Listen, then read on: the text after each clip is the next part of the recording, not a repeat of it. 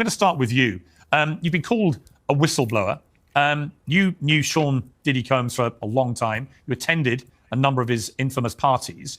And in 2022, you made headlines after comments where you called him a sex trafficker. And in response, you were called crazy and jealous. Do you feel vindicated by the events of the last few weeks? No. No, not at all. Because he's just the beginning.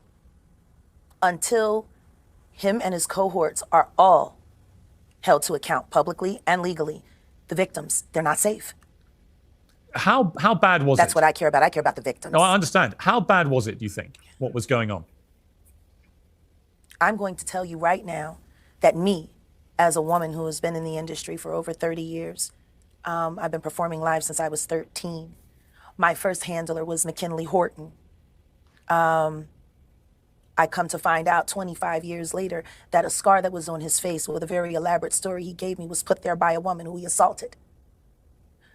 All right, what we're talking about today is Piers Morgan has Jaguar Wright on his show, and she talks about some disturbing things having to do with Jay-Z. Now, of course, we've been talking about P. Diddy this and P. Diddy that, right?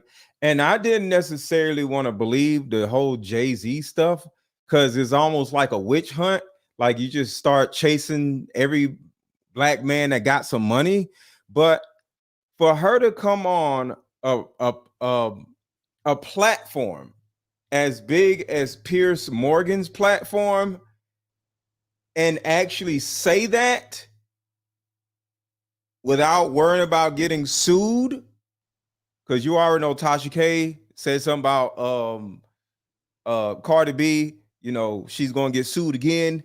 So when you look at things like this and you just say, yo, is this person telling the truth? In my opinion, I don't think Piers Morgan would have this woman on his platform saying these things if he at least didn't do research on everything that she was saying before she came on the show. You know, you don't just show up on a show. People do research on people.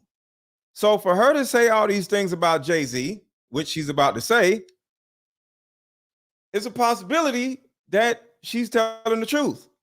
And Jay-Z may, in fact, be somewhat, according to her, worse than P. Diddy. Let's go.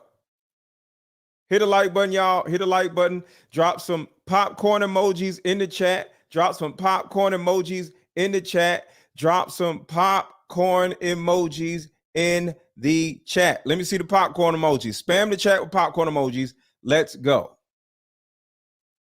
Find out 25 years later that a scar that was on his face with a very elaborate story he gave me was put there by a woman who he assaulted. To live through her handler these things and hear your elders in the business, people like Patti LaBelle say, just avoid him, honey. And being taught to be just avoid him, honey. It's not good enough. Not when you live through these things, you're still suffering the PTSD created by all of this, and you're talking to a victim that's 20 years younger than you, and she's telling you the exact same thing that happened to you.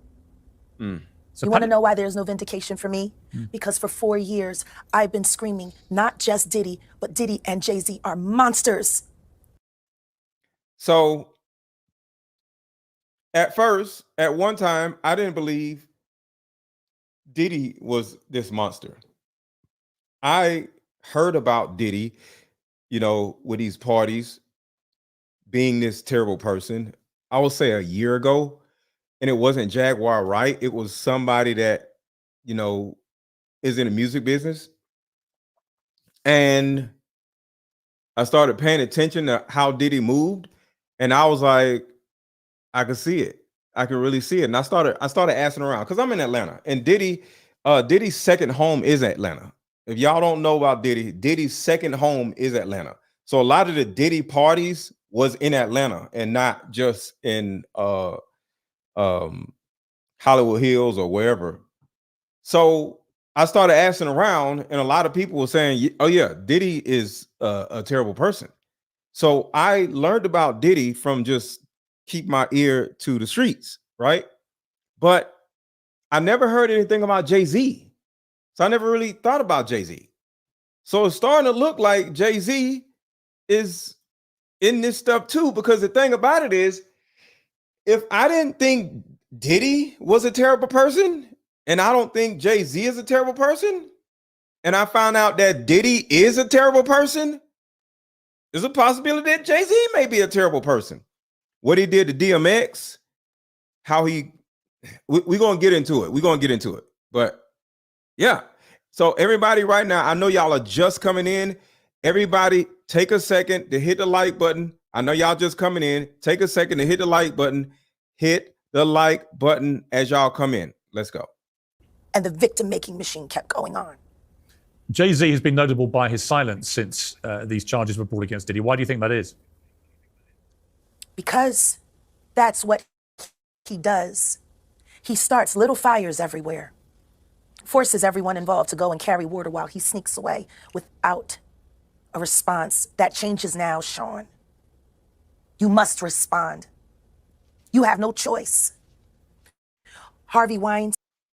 With Aaliyah. We're going to go back to that video in a second. But once I start really thinking about it, listen to what Dame Dash says about Jay-Z. And we're going to get back to the Piers Morgan interview. Because I'm putting things together and I'm starting to realize like Jay-Z may actually be one of these crazy people too. And it's not just some rich people witch hunt. I remember having a conversation with Aaliyah and I was like, yo, you know, tell me what happened. And she was like, she just couldn't, you know what I'm saying? And I just left it at that. And she said, leave it alone. Don't cause no, like, what you want me to do? And just leave it alone. Don't act like nothing. It causes me too much pain. So I can't bring no awareness to it. I can't do nothing. I just got to wear it. So if I don't agree with somebody I'm working with is doing, I can't publicly out my man. But really, how's he my man if he's still doing that? If me and you cool, and you know that I got a girl that your man, it's crazy, right? Yeah. And you going, and I tell you, and you like, you gonna still work with.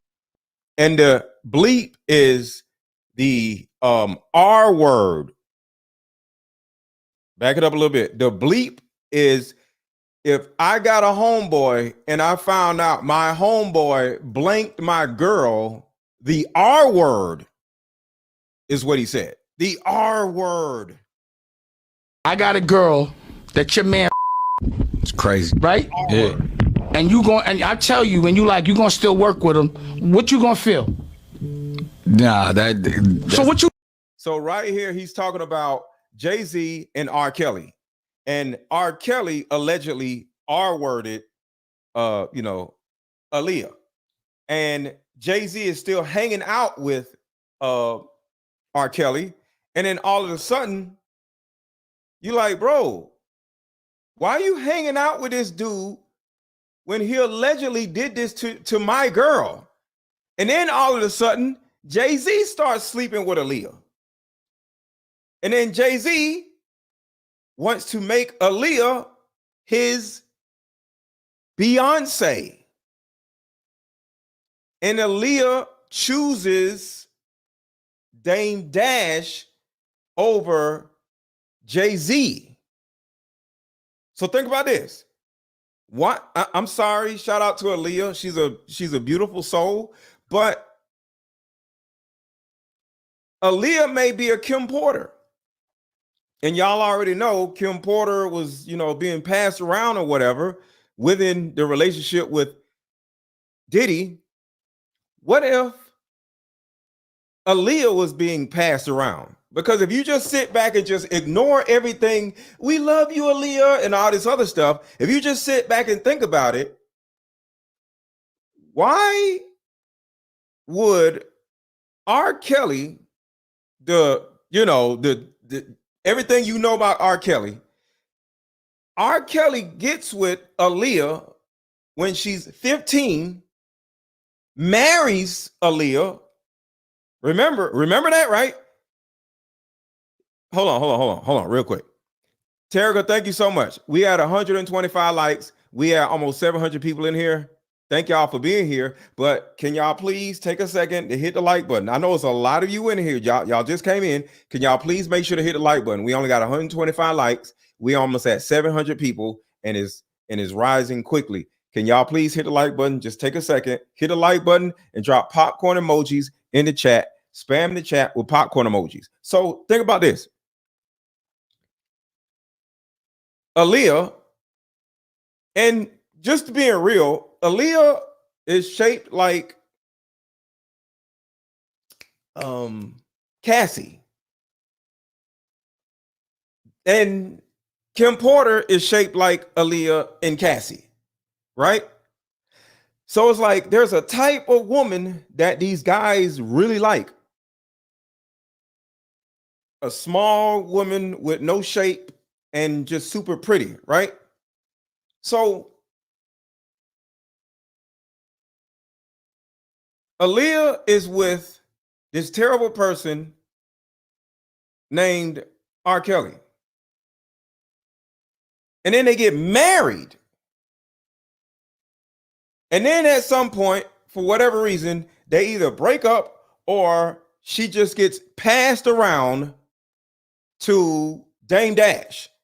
So Dame Dash is claiming her just like R. Kelly did. But according to what Dame Dash just said, he R-worded her. Why do you want to get with a girl that just got R-worded by a guy that is in the industry with you? And then you turn around and get mad at your homeboy, Jay-Z, for also sleeping with Aaliyah. So you got R. Kelly sleeping with Aaliyah. Then you got Dame Dash sleeping with Aaliyah. And then you got Jay-Z sleeping with Aaliyah. And then all of a sudden she ends up, and we're going to talk about that. It's all starting to make sense that Jay-Z is a tall Puff Daddy. It's all starting to make sense. This is crazy. All right, so let's get back to it. This is crazy. I remember having a conversation with Aaliyah, and I was like, yo, tell me what happened. And she was like, she just couldn't, what I'm saying? And I just left it at that. And talking about R. Kelly R-wording Aaliyah before they got together. She said, leave it alone. Don't cause no, like, what you want me to do? Just leave it alone. Right. Don't act like nothing. It causes me too much pain. Right. So I can't bring no awareness to it. I can't do nothing. Right. I just got to wear it. Right. So if I don't agree with somebody I'm working with is doing, I can't publicly out my man. Right. But really, how's he my man if he's still doing that? He's still. If me and you cool, and you know that I got a girl that your man, It's crazy. right? Yeah. And and I tell you, when you gonna still work with him, what you gonna feel? Nah, So what you think I felt? exactly. So I'm human, bro. But I Right. had to look the other way. Right. All these years. Why don't you just pick another girl? Am I wrong? Why don't you just get with another girl? You're like, you got all this money. This is when Rockefeller was at the top. Why is all y'all fighting over Aaliyah? Aaliyah didn't even have no booty. Like, what is it or was it about Aaliyah that all three of these millionaires were fighting over? Why? Can anybody explain to me that? Why are three millionaires on the top at the best at their game? Why were all three of these men fighting over Aaliyah's little skinny butt? So publicly, that man did a record with that nigga, my girl, that he liked as well, right? Right. And then went on a tour with him. And Wow. You understand what I'm saying? Wow. But no one You just said took nothing. it- That's And then no hell one of a noticed it. Damn, perspective. Dame's not in the video. Dame ain't at that concert. Dame ain't in none of that shit. Was there any dissension between Like- you and Jay because of that? Yeah, Because of course. they made a song together called "Not Guilty" during that time. Yeah, but that was kind of They singing, "I ain't do right. it." Like, right. like, Yo, that's- boy, that was a water that I always was like, I wouldn't fuck with that. the tour, you didn't make no Not money. a dollar. I didn't want no parts of that. Nothing. You ain't None never- of it. Look, Check my record. Go under my file, bro. Go look. Cut the I'm launching one of the boldest movements that I've ever launched. So keep that in mind, and we're going to go back to the Jaguar Wright video, because I just wanted to play that for y'all, because it's all coming together. A woman who has been in the industry for over 30 years. I've been performing live since I was 13. My first handler was McKinley Horton. Handler as in pimp. Handler as in pimp, because she admitted that she was an S worker. So handler is her pimp. I come to find out 25 years later that a scar that was on his face with a very elaborate story he gave me was put there by a woman who he assaulted. To live through these things and hear your elders in the business, people like Patti LaBelle say, just avoid him, honey. And being taught to be just avoid him, honey. It's not good enough. Not when you live through these things, you're still suffering the PTSD created by all of this, and you're talking to a victim that's 20 years younger than you, and she's telling you the exact same thing that happened to you. So You want to know why there's no vindication for me? Because for 4 years, I've been screaming, not just Diddy, but Diddy and Jay-Z are monsters. And the victim-making machine kept going on. Jay-Z has been notable by his silence since these charges were brought against Diddy. Why do you think that is? Because that's what he does. He starts little fires everywhere, forces everyone involved to go and carry water while he sneaks away without a response. That changes now, Sean. You must respond. You have no choice. Harvey Weinstein, Jeffrey Epstein, Robert Kelly, Sean Combs have one person in common, professionally and privately. Sean Carter. This has been a fist of tyranny that has been punching through our culture and our society for decades. It must stop. Yes. There's been obviously a lot of Cruelty-free artistry. Right. There's been a lot of rumor mill about what has happened in the rap world. A lot of And I have to interrupt every now and then, not because I'm trying to be annoying, but this is somebody else's content. And if I just play it, I can get copyright struck. So I need y'all to understand I'm interrupting on purpose because I don't want to get a copyright from Piers Morgan and Associates or whatever. So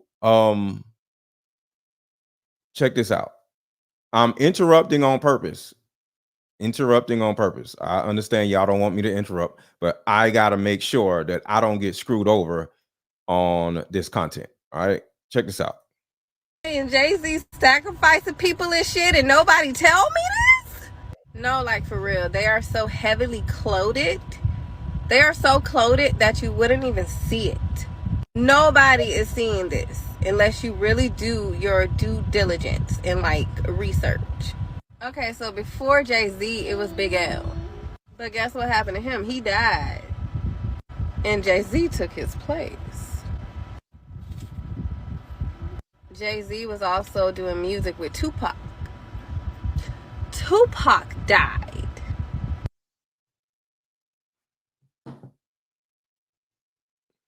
That's Jay-Z and Biggie right there.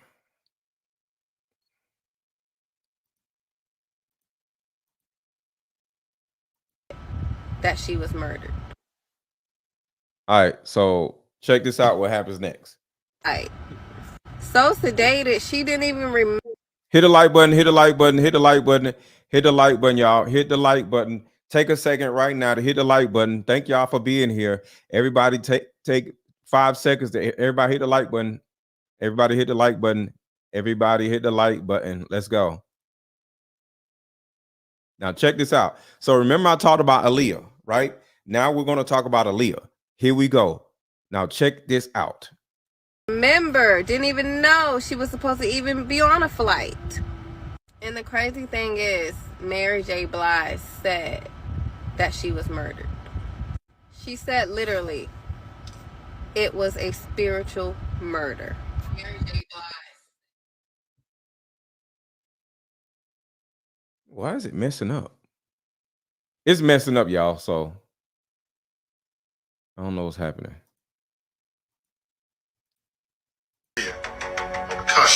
something about you. What happened to the video?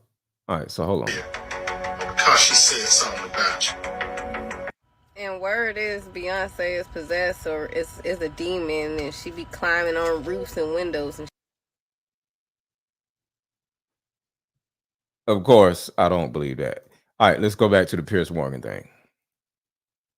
That the misogyny in the lyrics clearly was based on a general misogyny towards women away from the music. And that clearly seems to have been borne out by these charges against Diddy, which if he's found guilty of all this, he's never coming out of prison. How dangerous do you think? Thank God. How dangerous do you think he is as a person?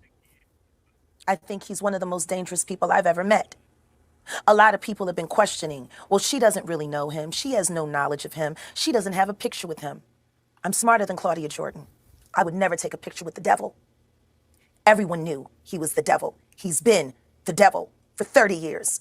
He's been covered and protected by not only Clive Davis, but Lucian Grange. He was selected to be the demon that he is to keep the culture in line so the industry could continue to rape it for all of its precious jewels. We have too many lost. The list of lost is ridiculous, and everyone knows Diddy was selected for this job. Diddy was selected for this job. Diddy was selected for this job. I have proof of that here. Diddy was selected for this job. There's somebody that came before Diddy, and he was chosen. I think it's this right here, if I'm not mistaken. Within those docs, and this is where it gets relevant. No, that's Diddy's hitman. Diddy was selected by Clive Davis. There's a man named Clive Davis that actually selected Diddy. Did Diddy's mom force him to engage in these? So this is the selection of Diddy. So shout out to Tanya G. Thank you for the becoming a member. So this is what it looks like to see Diddy being selected for the job. Watch this. Wait. Did Diddy's mom force him to engage in these freak-offs when he was still a minor? Child, these Diddy... So his mom was doing freak-offs before Diddy was doing freak-offs. These stories are getting way out of hand, and honestly, at this point, it's hard to say what's fact and what's not, because every single day, there are more and more horrific stories about this man. And now the streets are saying that Diddy's mom was involved in the freak-offs, and that he grew up to be the way that he did because of his messed up childhood. Watch how bad it gets. Everybody hit the like button, everybody hit the like button, everybody hit the like button. Watch how bad it gets. This is disgusting. So word on the street is his mom, Janice Combs, was an escort, and she would sometimes make Diddy watch her indulge in these freak-offs when he was still a kid. Y'all hear that, right? His mom or his aunt, because some people say his mom passed away along with his dad. That's a different conversation. But Diddy's mom or aunt was getting screwed by dudes that was paying her. And then she literally, according to what was being told, calling him in the room and saying, "Hey, Sean, look what we doing." Or two dudes with her, and she's calling Diddy in the room to watch. This is why Diddy is the monster he is. Up childhood. So word on the street is his mom, Janice Combs, was an escort, and she would sometimes make Diddy watch her indulge in these freak-offs when he was still a kid. As if this wasn't bad enough, his dad was also the leader of a very notorious gang in Harlem back in the day, and he would physically assault people and sometimes even unalive them in front of Diddy. Now, this don't excuse any of his behavior, not one bit, but at least it gives us a little explanation as to where Diddy inherited all these nasty fetishes and extremely tendencies from. Okay, so ever since Cassie filed her lawsuit, Diddy's whole life has pretty much gone down the drain. He's lost over 18 brand deals. He was kicked off of his position as chairman at his own company, Revolt TV. He's now being dragged to court by the company that distributes his alcohol beverage, and the SA lawsuits just keep piling up by the day. It's definitely not gonna be long before he wipes his bank account clean to fund Marina Abramovic. So let's get back to this because I want to break all this Anybody down who for you. thinks he's not going to talk is crazy. The simple fact that he's not saying more now only means that the people who have been protecting him all along, who put him in position to be such a horror to the black community, still find value in him. He's got everybody on tape. They all know it. It's a mess. For those who were never at these freak-off parties, what were they like? See, this is the thing. Everything that I'm about to say to you is not my firsthand knowledge. It is my firsthand witness account experience. I was a sex worker. I was a dominatrix. See, right there, she admits that she was a sex worker also. And I think first I want to say shout out to Jaguar Wright for being bold enough to admit something like that and be judged by the world, because a lot of people, they want to talk mess about other people, but they don't never want to talk about themselves, right? So for her to admit that she was an S worker, like, it takes a lot for her to be on such a big platform and actually say that. So shout out to Wisdom Warrior. Thank you for the $10 super chat. Let's show some love, y'all. We appreciate you for the timeless work. Thank you. Thank you. Thank you.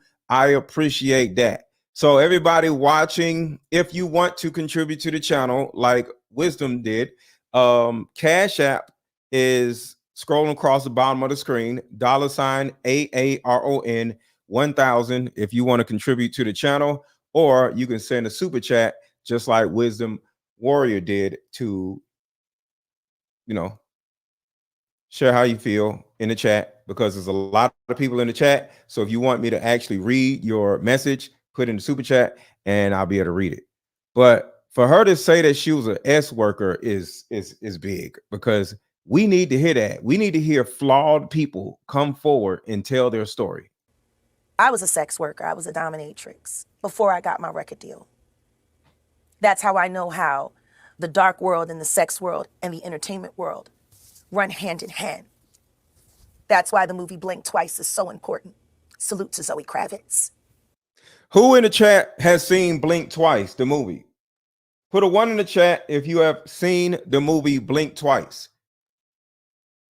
Put a 1 in the chat if you have seen the movie Blink Twice. Put a 1 in the chat if you've seen the movie Blink Twice. Blink Twice is an amazing movie, and it's literally about Diddy. I'll say it again. Blink Twice is a movie. You can go watch it on Amazon Prime. It's a movie about Diddy, just a white Diddy. Put a 1 in the chat if you've seen Blink Twice. The sex workers that I have worked with throughout the years and continue to work with even to this day have worn hidden cameras. I have my own tapes. I've seen what they do. The ritualistic behaviors, the drugging, putting girls in suitcases. Damn. Dumping them in alleyways. It's horrifying. And it's all done under the protection of, this is going to be paid off. There's another NDA. This is going to be, it's terrible. It seems to have been something that a lot of people knew about, but people were simply too scared to talk about. Everyone knows. And every person that's sitting there trying to act surprised knows very well. The whole point of this, like Cat Williams said when he sat with Shay Shay earlier this year, the whole point of this is for them in a coordinated effort to pretend like none of it is real, for the public's perception. But everyone knows what's going on, and it's been going on for years. It's been going on before Diddy. That part right there is very important. It's been going on before Diddy. I'm up here not just to crucify, quote unquote, Diddy. I'm here to crucify the entire industry because it almost got me. And I'm not talking about the Diddy parties. I'm just saying rap music in particular. I remember a group named 8Ball and MJG. And they talked about pimping, right? Do you know 8Ball and MJG burrowed in my brain so much where I actually, what's up, Jessica? Wanted to start pimping girls myself. And I was a kid. I actually tried to do it. It didn't work. I didn't know what the hell I was doing. But do y'all remember 8Ball and MJG? Like, beat her in the head. It literally was him. Where my money? If you ain't got my money, I'm a psh, psh, psh, psh, psh. You know what I'm saying? And 8Ball MJG literally had me wanting to do the stuff. So when I sit back as an adult with children, with daughters, I have two daughters. When I grow up and now I got daughters of my own, and just sit back and just think about the demonic, the terrible messages that was in rap music, it could have gotten me in some trouble. It could have gotten me in prison. It could have had me shooting somebody. It could have had me trying to pimp girls and do all this crazy Diddy stuff. Because some young men, unlike me, I had principles. My father taught me principles. My mother taught me principles. So I had integrity. But a lot of young boys who don't have integrity, you know, a lot of young boys who ended up growing up like this. Indulge in these freak offs when he was say what's fact and what's not, because every single day there are more and more horrific stories about this man. And now the streets are saying that Diddy's mom was involved in the freak offs and that he grew up to be the way that he did because of his messed up childhood. So word on the street is his mom, Janice Combs, was an escort, and she would sometimes make Diddy watch her indulge in these freak offs when he was still a kid. So some young boys who had mothers like that, and then they listen to rap music on top of that, guess what? They end up like P. Diddy. It doesn't take a lot of ingredients to build a monster. All it takes is a single mother. All it takes is rap music.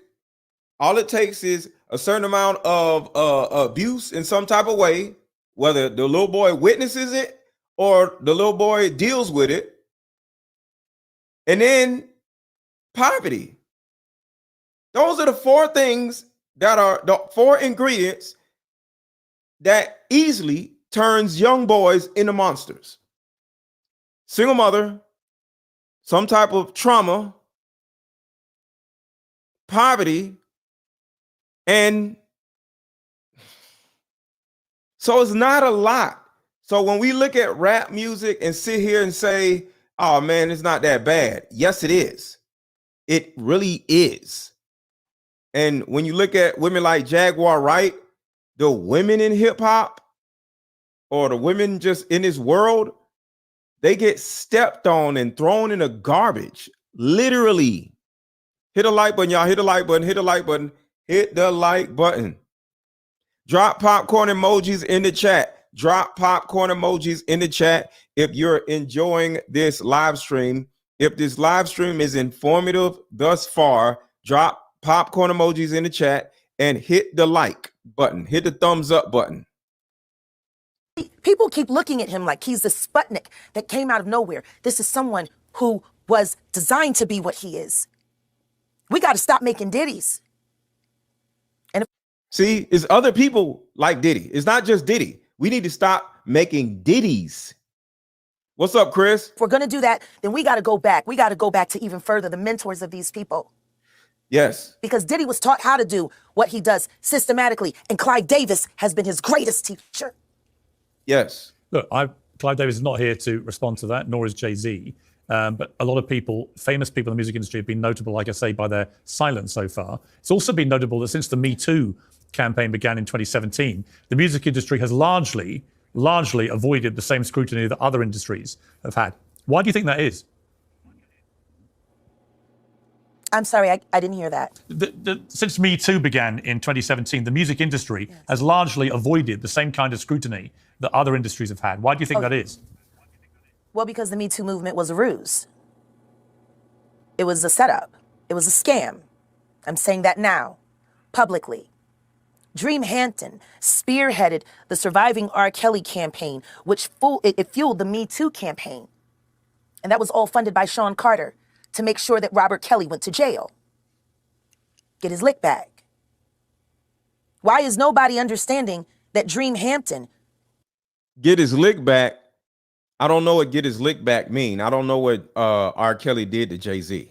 was being financed and ran by Sean Carter. They were able to go and get all of these witnesses because he was there with Robert Kelly. Shout out to you, Arlene. Shout out to you. Thank you. How does Jay-Z sit down with Gayle King and she not ask him one question about the intersection between him and Aaliyah and Robert Kelly? This is insane that people keep refusing to see what's right there. If the Me Too movement were real, why aren't they speaking now? They've also been very quiet in this time of the diddler's downfall. Jaguar, guess they're on vacation. If this goes to court, Jaguar, do you think that the world is going to be shocked by what comes out? Oh, absolutely. I just don't know why they are. Well, the reason why is because nobody knows. Like, nobody knows what these people have been doing. Nobody knows. Been happening in front of everyone's faces for decades. For decades. How many victims? What's the difference between me and Judy Garland? Social media. How many victims? There was none for her. How many victims potentially do you think there could be? Thousands.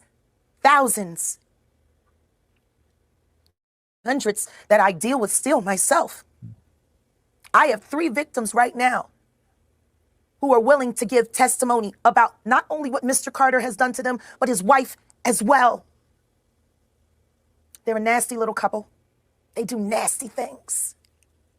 What do you think happened with Kim Keeping people against their will.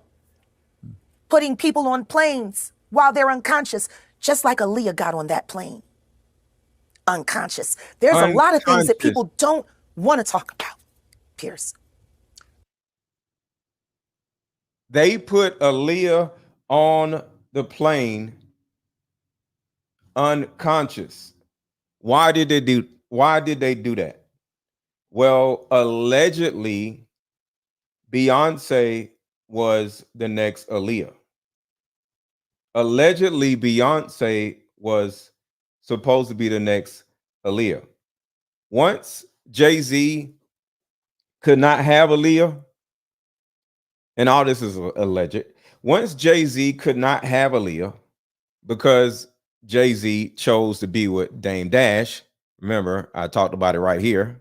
Aaliyah, and I was like, yo, tell me what happened. And she was like, she just couldn't, what I'm saying? And I just left it at that. And she said, leave it alone. Don't cause like, what you want me to do? And just leave it alone. Right. Don't act like nothing. It causes me too much pain. Right. So I can't bring no awareness to it. I can't do nothing. Right. I just got to wear it. Right. So if I don't agree with somebody I'm working with is doing, I can't publicly out my man. Right. But really, how's he my man if he's still doing that? If me and you cool, and you know that I got a girl that your man, it's crazy. Right? Yeah.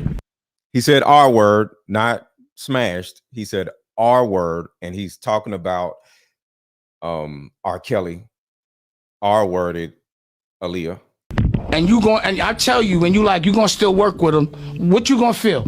Nah, So what you think I felt? exactly. So I'm human, bro. But I Right. had to look the other way. Right. All these years. So publicly, that man did a record with that nigga, my girl, that he liked as well, right? Right. And then went on a tour with him. And Wow. You understand what I'm saying? Wow. But no one You just said took nothing. it- That's And then So Jay-Z went on tour with R. Kelly, who R-worded Aaliyah. But when Jay-Z got on tour and got close to Aaliyah, he wanted Aaliyah. And at that time, Aaliyah wanted to still be with Dame Dash. And because she chose Dame Dash, because Aaliyah was supposed to be Beyonce. I'll say that again. Aaliyah was supposed to be Beyonce, but she chose to be with Dame Dash. Jay-Z didn't like that. So next thing you know, Aaliyah goes on a plane unconscious and the plane crashes, and all of a sudden, what happens after that? Jay-Z and Beyonce gets together. Jay-Z and Beyonce gets together. And let me show you what I found having to do with Beyonce. No, not Rihanna, Beyonce. Let me show you what I found pertaining to Beyonce. Check this out. Hold on a second. Where is the video?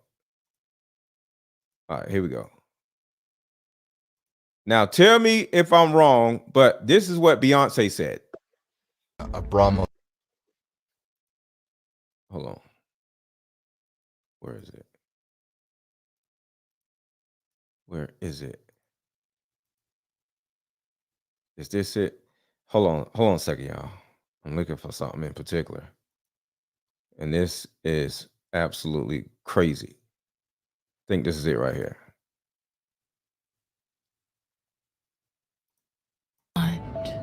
It's what you true. Okay, so y'all are gonna have to help me out with this because y'all are Beyonce fans. So right now, I need y'all to tell me in the chat, did Beyonce actually say this in a song? Listen. Listen. Listen. If it's what you truly want.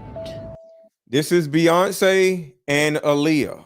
And y'all tell me if Beyonce actually said this in a song, and tell me what song this came from. This song is literally talking about she is going to become Aaliyah. So listen to what she says. Is this real? I can wear her skin over mine. Listen. Come on, man. What in the world? Why is it skipping? Cap. Her sternum, my bedazzled cane. We can pose for a photograph. So this was in a song, right? I gotta read All down, three of man. us. Immortalized. You and your perfect girl.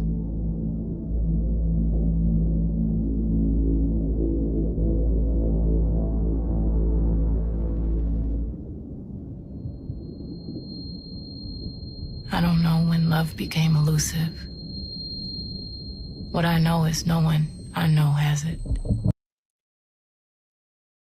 So Beyonce actually said this in a song.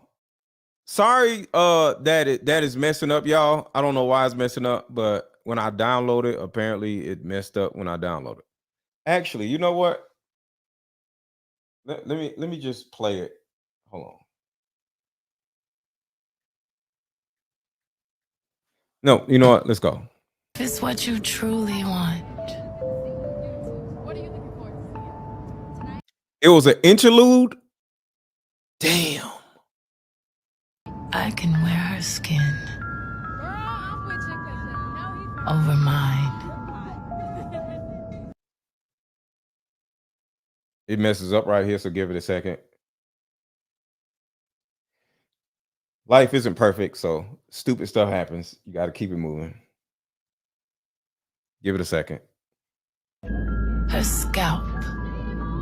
Ow. A cap. Her sternum. My bedazzled cane. We can pose for a photograph. All three of us. Immortalized. You and your perfect girl. So let's read all this real quick. Everybody hit the like button. Everybody hit the like button. Everybody hit the like button. So watch this. Okay, so people also ask, what was Aaliyah's age when she died? On August 25th, 2001, at the age of 22, Aaliyah was blanked in an airplane accident in the Bahamas, along with 8 other people on board. When the overloaded aircraft she was traveling in crashed shortly after takeoff. You and your perfect girl. Jay-Z was another famous Aaliyah boyfriend. Y'all see that, right? This was another of the controversial Aaliyah relationships. So think about this. Jay-Z was with Aaliyah.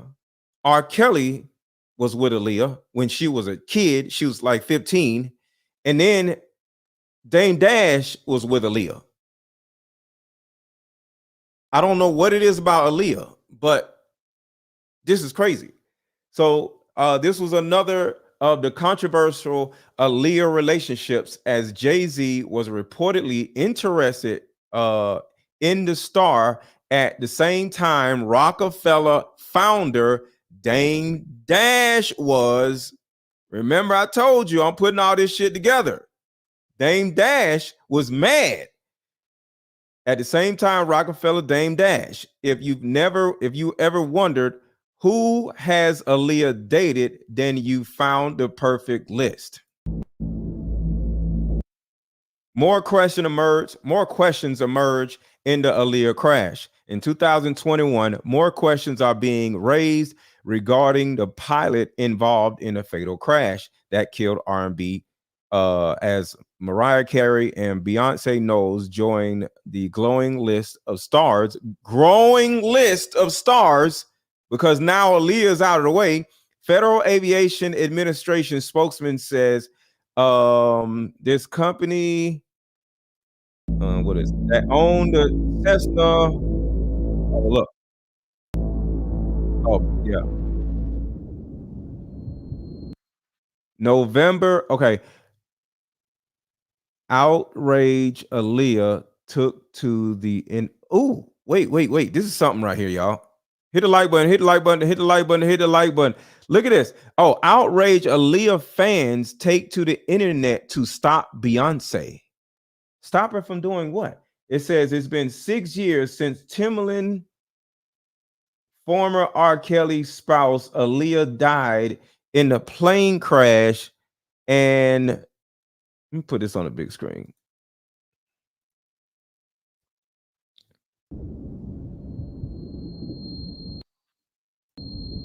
I don't know when love became elusive. Okay, here we go. So it's been 6 years since Timbaland music former R. Kelly's spouse, Aaliyah, died. Mourning period is enough time for Beyonce to look into covering her songs. Okay, it's all coming together now. So when Aaliyah died, Beyonce started covering her songs. A report that the house of Darion's chief resident is shit. What I know is no one I know has it. My father's arms around my mother's. Her scalp. A cap. Her sternum, my bedazzled cane. Her sternum, my bedazzled cane. Meaning she's leaning on Aaliyah's body to hold her up. We can pose for a photograph. All three of us.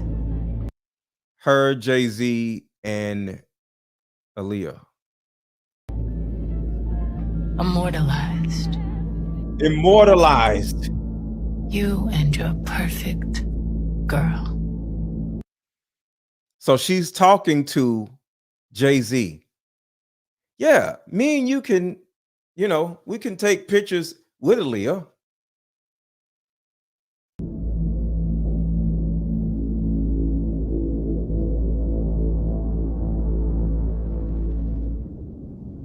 She was more than jealous. She got rid of her, or she got Jay-Z to get rid of her. November 15th, 2007. I don't know when love became elusive. What I know is no one I know has it. My father's arms around my mother's neck. Fruit too ripe to eat. My father's arms around my mother's neck. I think of lovers as trees. Growing to and from one another. Searching for the same light. Why can't you see me? Why can't I gotta ask y'all, because I don't listen to Beyonce. Is this her interludes? Put a 1 in the chat if this is actually Beyonce's actual words that was on her album. What in the world? I don't listen to Beyonce. Put a 1 in the chat if this is actually Beyonce's words on her album or whatever. I don't know. Like, I never heard these words before.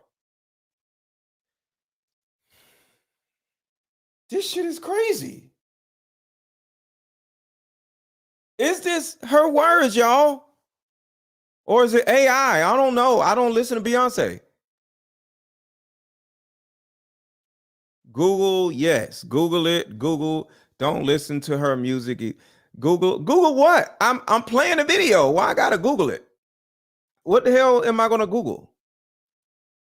This is crazy. I'm just learning this along with y'all. Somebody sent me all of this and I just put together a show. I was going to talk about Kamala Harris tonight.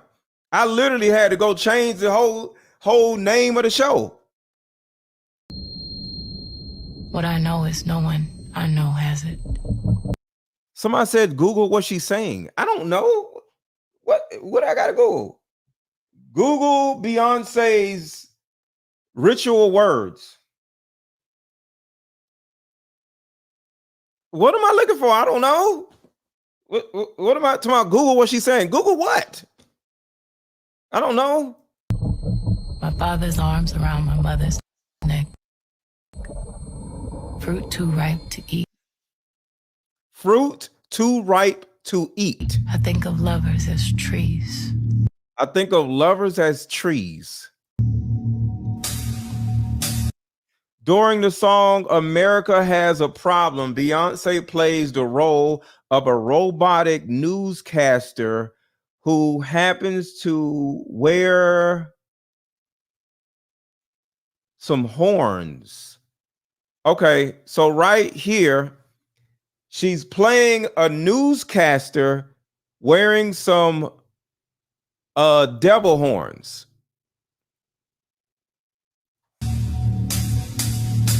Growing to. Oh wow. These are her legs and this is supposed to be her poom poom. The legs of Beyonce's bot are spread and there's a tunnel right in the middle of it. This is the Beyonce shows that y'all be going to?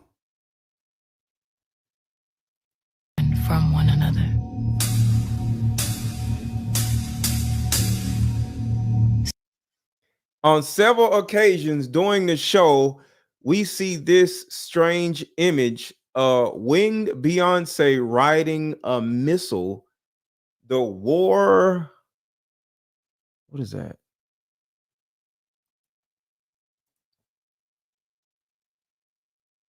Growing to and from one another.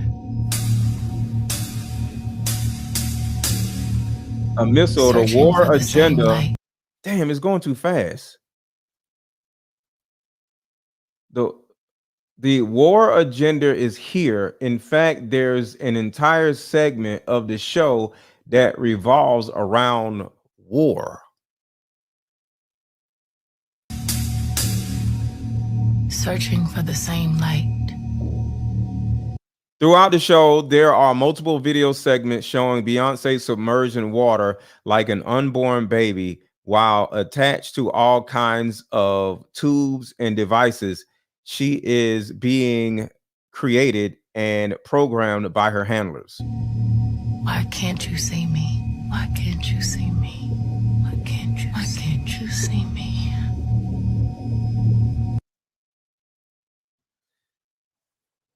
Golly.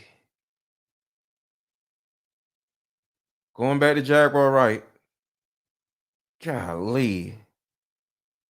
This shit is crazy. Like I said, Jay-Z and Beyonce are not here, unfortunately, to respond to that. I know. I'm just being honest with you. You're perfectly entitled to your views, obviously. Kim Porter, Yes. a new book claims that Diddy may have been involved in her early death. What do you think of that? I think people should really look into that more. I am friends with Albie Shore. Fifth House, you want to come up? What are you talking about? We so ignorant. Who's so ignorant? I don't know what's going on. I don't listen to Beyonce. What happened? Fifth House, let me know if you want to come up and join me, because what are you talking about? Who's ignorant? What happened? I love him. I love his children. I knew Kim. We used to all hang out together at the Kit Kat Club back in the mid-90s when Diddy was first starting his reign. I watched that whole thing happen. Oh, wait. Somebody finally got it. It's called Anger, Lemonade Poem Part 3. Hold on. Beyonce Anger, Lemonade Poem Part 3.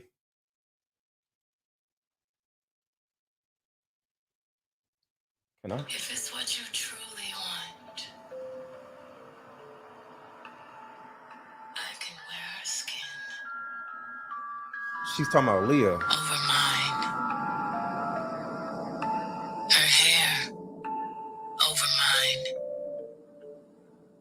Her hands as gloves. Her teeth as confetti.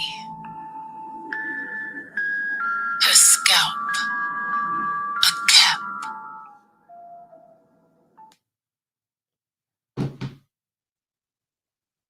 Golly. Her sternum my bedazzled cane. Cane. We can pose for a photograph. This woman was talking about Aaliyah. All three of us.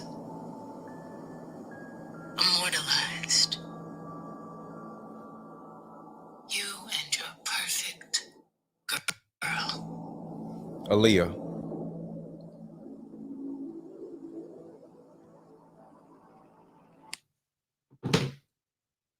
Oh my God. And everything that Albert has been through, every attempt on his life that has been ignored by the authorities, it all leads back to Diddy, and everyone knows it. The wiretapping of the phones, putting air tag on children during visits. These are normal practices that these people do. Jaguar, I've got to leave it there. I really appreciate you joining me. Thank you very much. I'm going to tell you right now that me, as a woman who has been in the industry for over 30 years, I've been performing live since I was 13. My first handler was McKinley Horton. This is why they want Trump deleted. He knows the dark secrets. You want to come up, Fifth House? Because you seem to know some stuff. If you can, it's cool, but let me know if you want to come up. I'll drop the link, Fifth House. I come to find out 25 years later that a scar that was on his face with a very elaborate story he gave me was put there by a woman who he assaulted. To live through these things and hear your elders in the business, people like Patti LaBelle say, just avoid him, honey. And being taught to be just avoid Okay, no problem, Fifth House. him, honey. It's not good enough. Not when you live through these things, you're still suffering the PTSD created by all of this, and you're talking to a victim that's 20 years younger than you, and she's telling you the exact same thing that happened to you.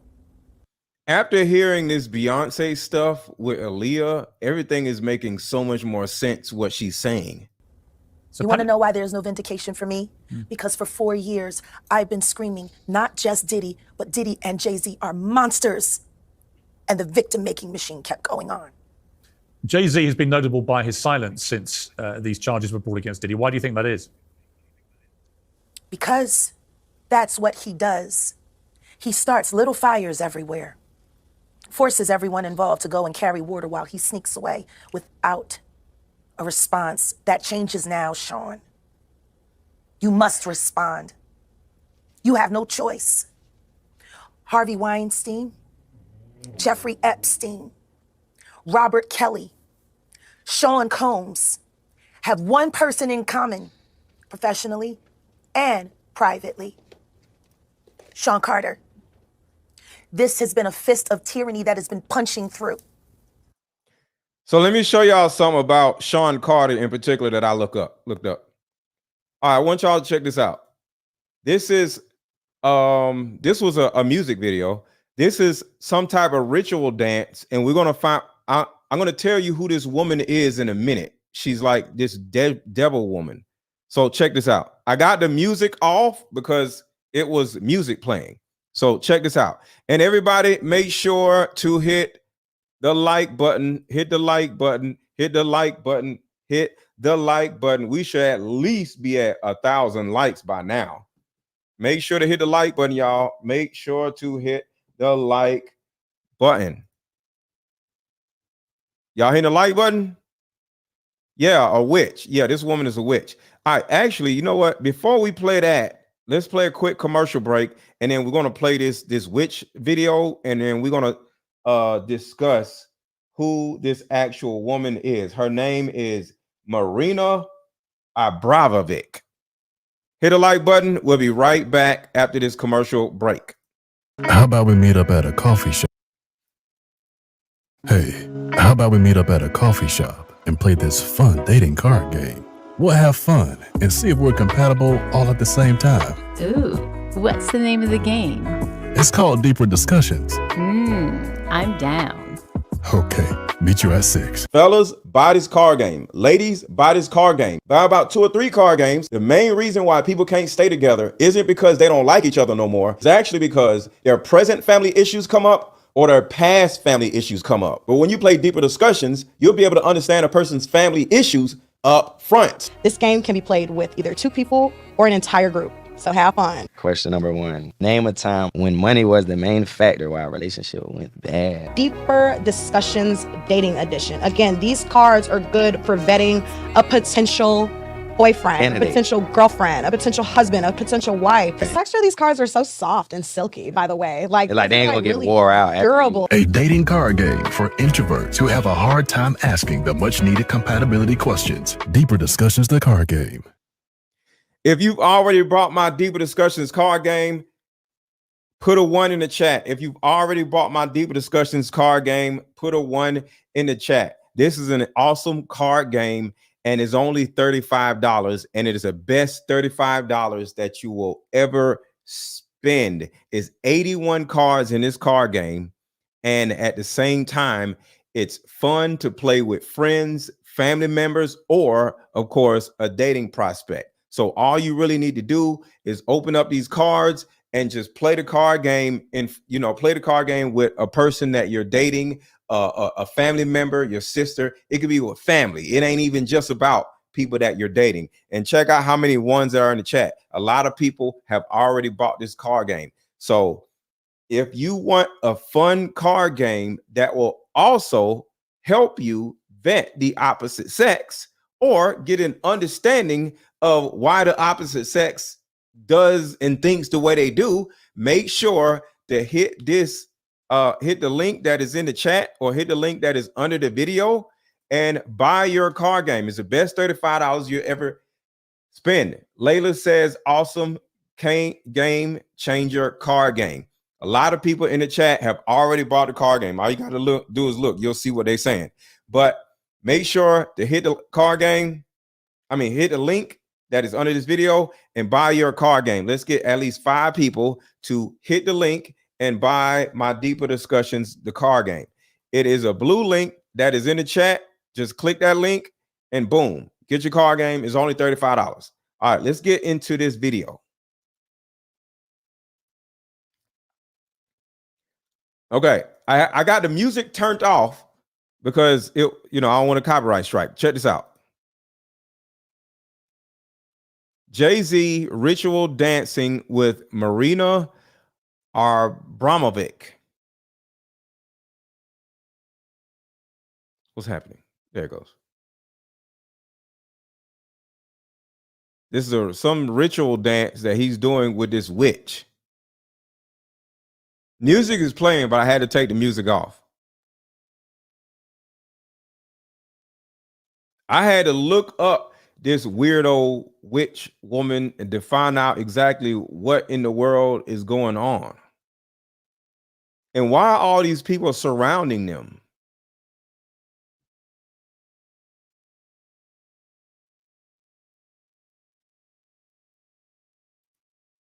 This is super weird.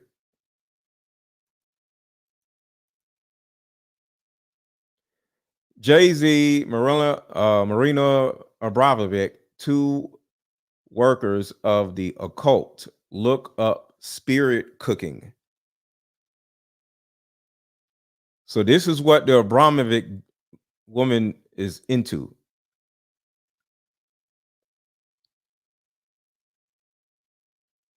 This shit is crazy. Spirit cooking. So that is who the woman is in the video with Jay-Z.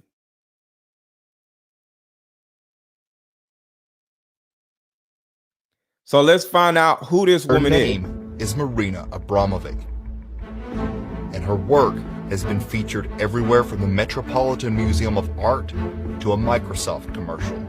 But who is she, and why does she possess such enigmatic appeal to the world's elite? I am obsessed with this woman. She is so incredible. It's time we investigate who really is Marina Abramovic.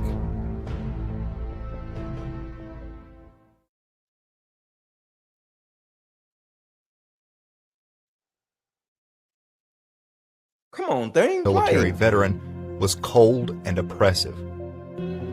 I was so incredibly unhappy as a child. We never sit together as a family. We never talked together. We never had any kind of Christmas, New Year together. It was always very unpleasant and very tense situation. So there's something wrong with me.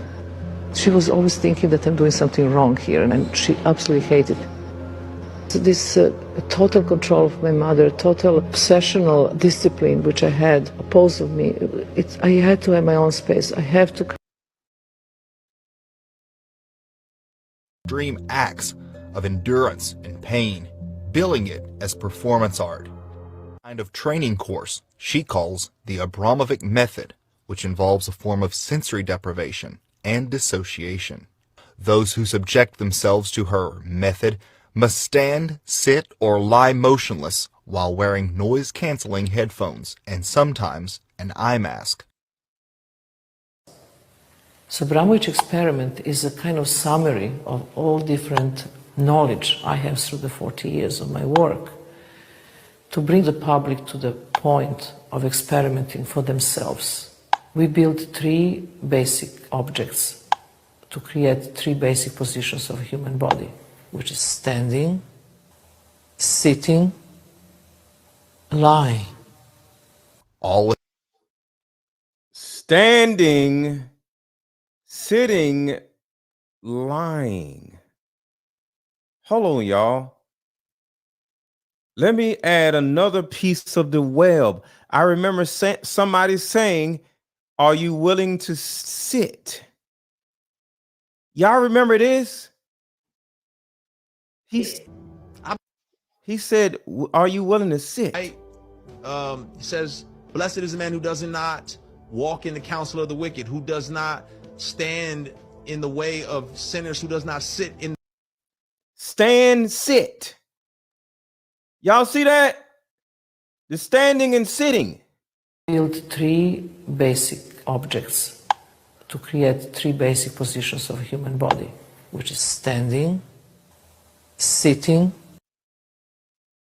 and listen to this.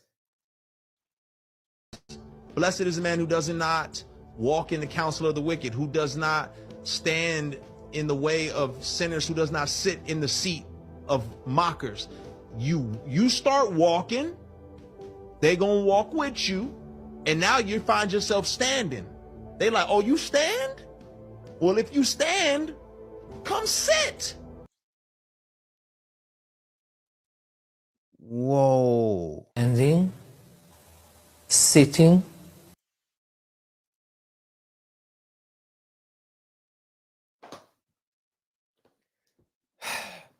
No, what y'all don't understand is Lecrae is in a Diddy party and they're saying, "Do you want to stand or do you want to sit?" I understand that Next part. thing you know, you sitting. Look, with the sitting and standing. And come sit. Now, next thing you know, you sitting. And so it was never a situation where I felt forced to sit. It was a situations where I was asked, do you stand? Do you stand? And I'm like, "I don't stand." "Oh, okay." What's up, motor culture? Cool. And then I was left alone. This is when he talked about going to a Diddy party. So yeah, I understand the Bible verse, but look at the context in which he's talking about this stuff. Jam and dancing music, it was a little softer. You know, it was a little more sensual when I came out the studio and started going upstairs. And on my way upstairs, there's like this couch. I won't say how the couch is designed, because then that may give away whose party and whose house this was. There was a couch, and on the couch, I saw a couple of guys really going at it, hard and heavy. And man, and I was like, "Oh." Okay, so somebody says, "I don't get it." The standing and sitting is ritualistic. See, a lot of these, I'm not going to say the word, but these de-worshipers, you know, these evil worshipers, I'll say, they use the words of the Bible. What's going on, Tisha? I appreciate you being here. They use the words of the Bible in order to coerce you to turn around and do some terrible stuff. So the standing and sitting, when they ask you, "Are you going to stand or are you going to sit?" is actually some ritual stuff, because they also said it here. I'm not going to play this whole video. And I stopped making content. Hold on. Where is it? For too long and let them get too comfortable. Activity like the others, it was just empty and bright red. I'm not going to play the whole video, y'all. I'm just trying to make a point. Exactly what this party was. The host has a pile of books on the table next to him. I see the host ask the first person in line a question and then grab a book based on his answer. He would present the book to the person and place a diamond-shaped metal symbol on top of it before having them repeat something that he said. Then they all doing the same thing, whether it's a Diddy party, whether it's this Brofovich woman, and this. Take their mask off and let them enter the next room. I couldn't make out exactly what he was doing until there was only 2 people ahead of me in line. The books were Bibles, Qurans, Torahs, and so on. He would ask the person, "And which one is yours?" Whichever they chose, he'd grab it and place the metal symbol on top of it. He'd have. See how they use the Bible or the Bible scriptures for demonic shit. Y'all see what I'm saying? This is all I'm saying. You put your hand on top of the metal symbol and then repeat, I am my own God. I bow to nobody but myself. That part right there. When I tell you I am done with this party, and I whip my head around and I tell David I am absolutely not doing that. David. So going back to this Abramovic woman. Positions of a human body, which is standing, sitting. The movie Eyes Wide Shut was a documentary. They have put the truth in plain sight. Okay, I got to go see Eyes Wide Shut. Lying. So the standing and sitting they got from the Bible, and now they're utilizing these things as a ritual. All with. Shout out to Nia. Shout out to you. What's going on, Nia? Thank you for subscribing. Attendees of the Abramovic method must sign a contract saying they will stay for at least 2 hours.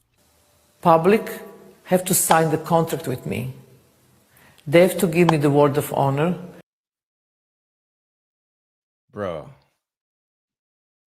this is crazy. Hold on, y'all. It's skipping, so give it a second. Give it a The second. lawsuit says she woke up and her feet were purple, bruised with a bite mark on her heel, stating that she was unaware how she got the injuries. The lawsuit states that the Jane Doe was compelled to ingest an unknown substance before learning that it contained amine and/or other substances, which led to her blacking out. Later, she took a pregnancy test, which was positive. The lawsuit. What's up, Fourth Dimension? Alleges the City Girls rapper Young Miami, whose legal name is Carisha Brownlee and is the apparent ex-girlfriend of Combs, harassed Jane Doe, repeatedly calling her and telling her to have an abortion. The Jane Doe later had a miscarriage and claimed she did not speak to Combs or a member of his camp for 3 months. Then in late 2022, the lawsuit alleges that Combs began communicating with Jane Doe again. He would harass her through text messages, calls, third parties, until she agreed. During her visit to Combs, the lawsuit states he made the alleged victim perform a show for him, giving her substances until she ultimately passed out. Then she would wake up with no recollection of what had occurred and how she got the injuries. All right, so back to in our society for decades. It must stop. There's been obviously a lot of cruelty-free artistry.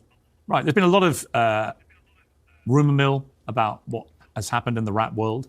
A lot of allegations that the misogyny in the lyrics clearly was based on a general misogyny towards women away from the music. And that clearly seems to have been borne out by these charges against Diddy, which if he's found guilty of all this, he's never coming out of prison. How dangerous do you think? Thank God. How dangerous do you think he is as a person? Thank you, Jessica, for the super chat. This might be her song Signs. Oh, you talking about Beyonce? I think he's one of the most dangerous people I've ever met. A lot of people have been questioning, well, she doesn't really know him. She has no knowledge of him. She doesn't have a picture with him. I'm smarter than Claudia Jordan. I would never take a picture with the devil. Everyone knew he was the devil. He's been the devil for 30 years. He's been covered and protected by not only Clive Davis, but Lucian Grange.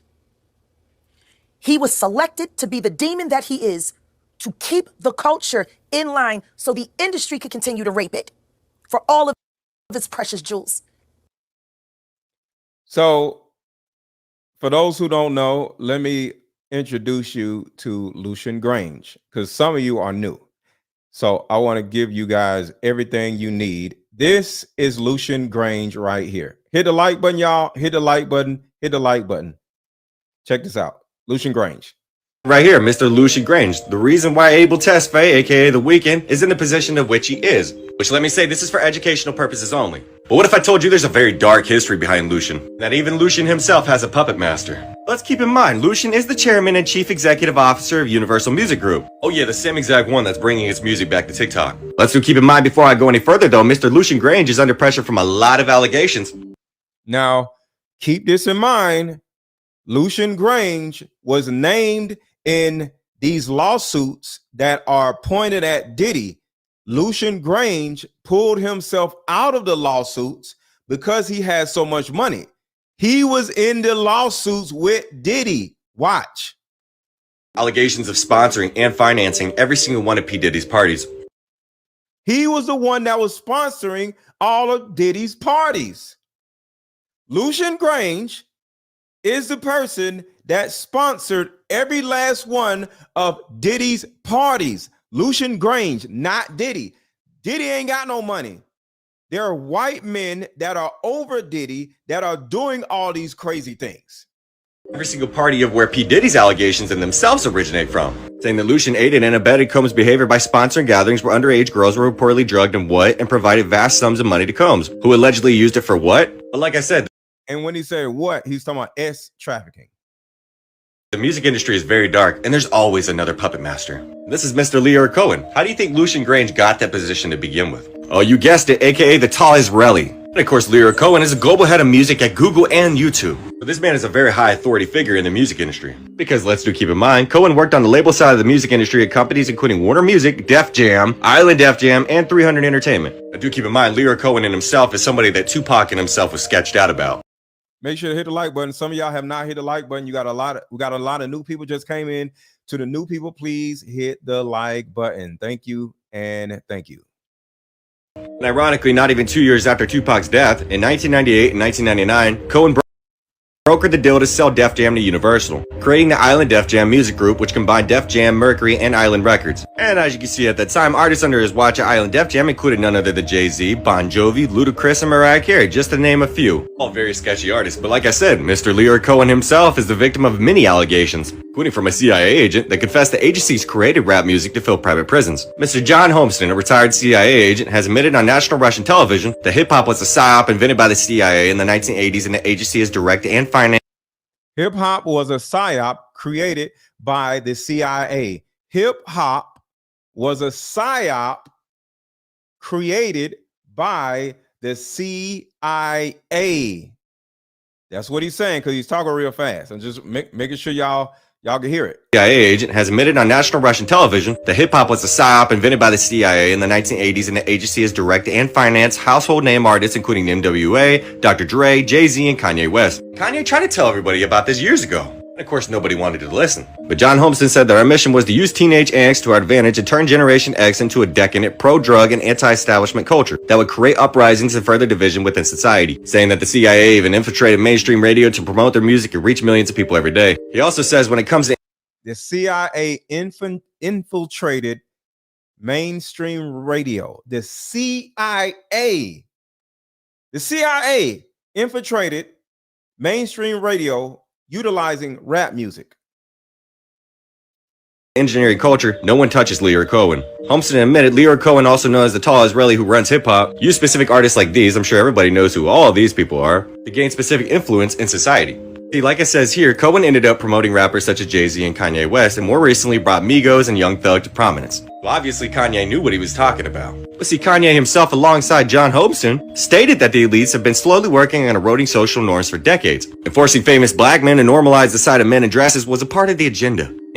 Normalizing men in dresses was a part of the agenda. Here's the thing, right? A music industry executive who was present at the first meeting between the CIA and music industry executives has written a confessional letter detailing exactly what went down on that fateful day. Everybody, if you're enjoying this live stream, drop popcorn emojis in the chat. Drop popcorn emojis in the chat. The CIA didn't infiltrate anything. They run it. They ran it. You got a point. You got a point. You got a point. Drop popcorn emojis in the chat if you're enjoying this live stream.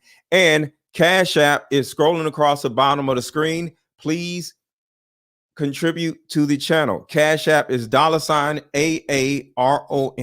1000. Drop $10, $5. Buy me some lunch if you're enjoying this live stream. We up late. We're going to be up late and we're having fun. Drop $10 in the Cash App. Cash App is $AARON 1000. AARON 1000. Buy me lunch for tomorrow.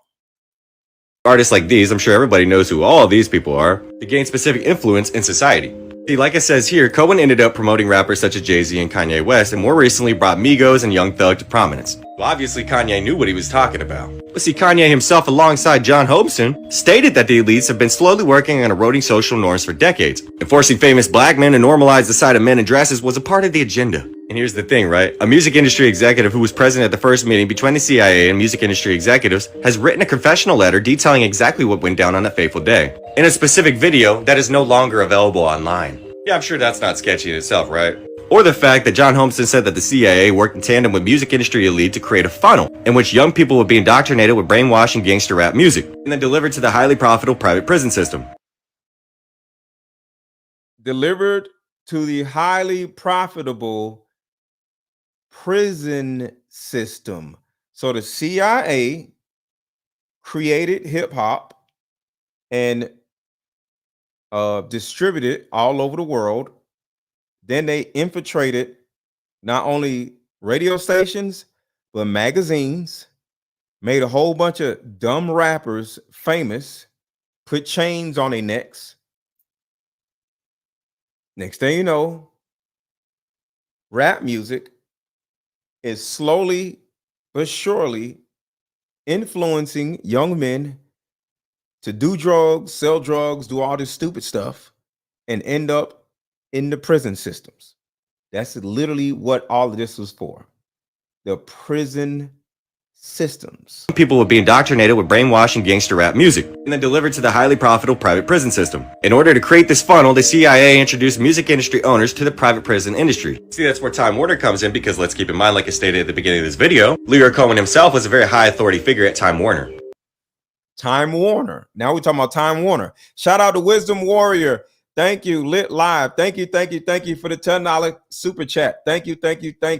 Appreciate you. As you can see, some of the biggest names in the music industry are in cahoots with private prison owners. And as you can see, in 2021, Core Civic, formerly known as Corrections Corporation of America, the biggest name in the private prisons industry, contacted 48 states offering to buy their prisons.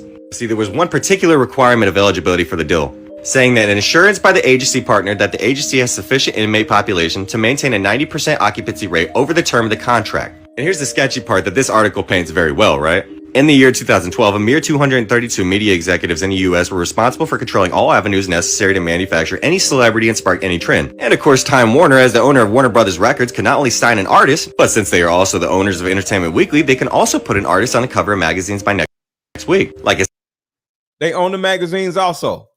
Shout out to Tisha J. Great show tonight. Lunch on me. Thank you so much. I appreciate you, Tisha. Thank you so much. It says right here, you think you choose what you listen to, but do you really? Here's the most important part that this article paints very well. BET and MTV are owned by Viacom. When ownerships of these mass media conglomerates, Time Warner, Viacom, they about to talk about BlackRock. They're talking about the private prison system. Do y'all see how big all of this is? This is not about Diddy. This is way bigger.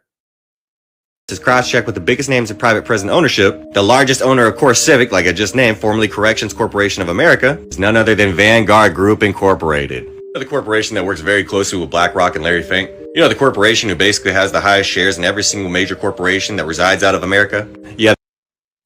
So Laura says 200 rappers between 2018 and 2019 passed away.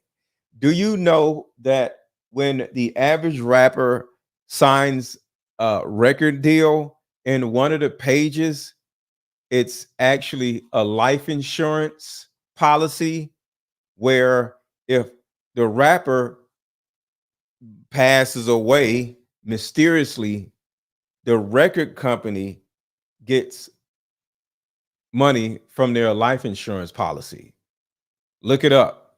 When a rapper signs a record deal, and one of those pages is a life insurance policy. That's why so many rappers die, because when they're done with the rapper, like Aaliyah, or the singer, like Aaliyah, like, you know, a lot of these other people, they get rid of them. And hold on. Just in case y'all don't believe me, where is it? We'll come back to this. His excitement. Hold on.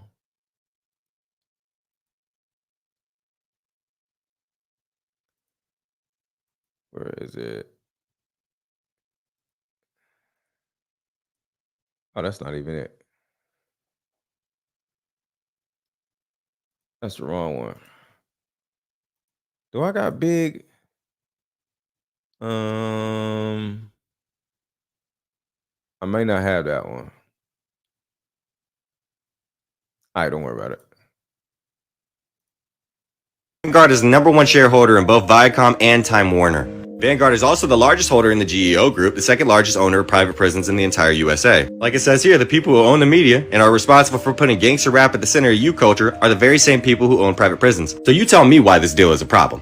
You tell me why major artists really don't like Drake. Because I'm pretty sure it's obvious at this point. Drake is what you would call a sellout, and Kendrick... So I'm just putting all the pieces together for Jaguar Wright because shout out to Jaguar Wright. She is bold because they could have been got rid of her. You know what I'm saying? But you know, so shout out to Jaguar Wright. Too many lost. The list of lost is ridiculous. And everyone knows Diddy was selected for this job. Anybody who thinks he's not going to talk is crazy. The simple fact that he's not saying more now only means that the people who have been protecting him all along, who put him in position to be such a horror to the black community, still find value in him. He's got everybody on tape. Shout out to Felicia. Thank you. Yep, I heard about the public why that policy. Okay. And then shout out to Melissa. Thank you for the super chat. Thank you so much. Thank you so much. They all know it. It's a mess. For those who were never at these freak-off parties, what were they like? See, this is the thing. Let's talk about this. The freak-offs. City parties. Those are so, and I was one of the kids that was one of the party favors. And a party favors means that you're set on top of a table and you're used as a toy for anybody who comes across the table or who wants to party at a certain time of night when the music stops and then the DJ starts flashing all these lights and they close the doors. That's Diddy parties. The real Diddy parties. And I'm about to say to you is not my firsthand knowledge. It is my firsthand witness account experience. I was a sex worker. I was a dominatrix before I got my record deal. That's how I know how the dark world and the sex world and the entertainment world run hand in hand. That's why the movie Blink Twice is so important. Salute to Zoe Kravitz. The sex workers that I have worked with throughout the years and continue to work with, even to this day, have worn hidden cameras. I have my own tapes. I've seen what they do. The ritualistic behaviors, the drugging, putting girls in suitcases. Sheesh. Quick commercial break. We'll be right back. Hit the like button, hit the like button, hit the like button. Quick commercial break. We'll be right back. Solution that will help every woman. I just came up with a solution that will help every woman watching, regardless of age, regardless of background. See, in my 7 years of coaching women, the number one thing that I hear in my coaching sessions is her issue or tumultuous relationship with her mother. So what I've done is come out with a card game that will actually help mothers and daughters come back together. We have to get to the source of a woman's pain, her inadequacies, her insecurities, and heal that little girl inside of her before she goes out in the world as a woman. I call Like Mother, Like Daughter, therapy in a box. Therapy in a box is 50 questions for the daughter to ask the mother, questions that you always wanted to ask. And it's also 50 questions for the mother to ask the daughter. But when you're able to ask the questions that you always wanted to ask to your mother, Thank you, Chris. Thank you, Chris. Chris just bought these cards right here. Without her getting upset, without her pulling rank on you, the lines of communication are now open. When women are finally able to forgive their mother, forgive their father, forgive what happened to them, and most importantly, hear her mother's side of the story that she never divulged to you, relationships outside of the household would then blossom. Because for most women, there's a hurt little girl inside of her that never had an opportunity to be seen or heard. All of the resentment, the lack of being heard, but all that stops when you buy my new Like Mother, Like Daughter card game. Order it now. The link is under this video. Click the link and let's start healing.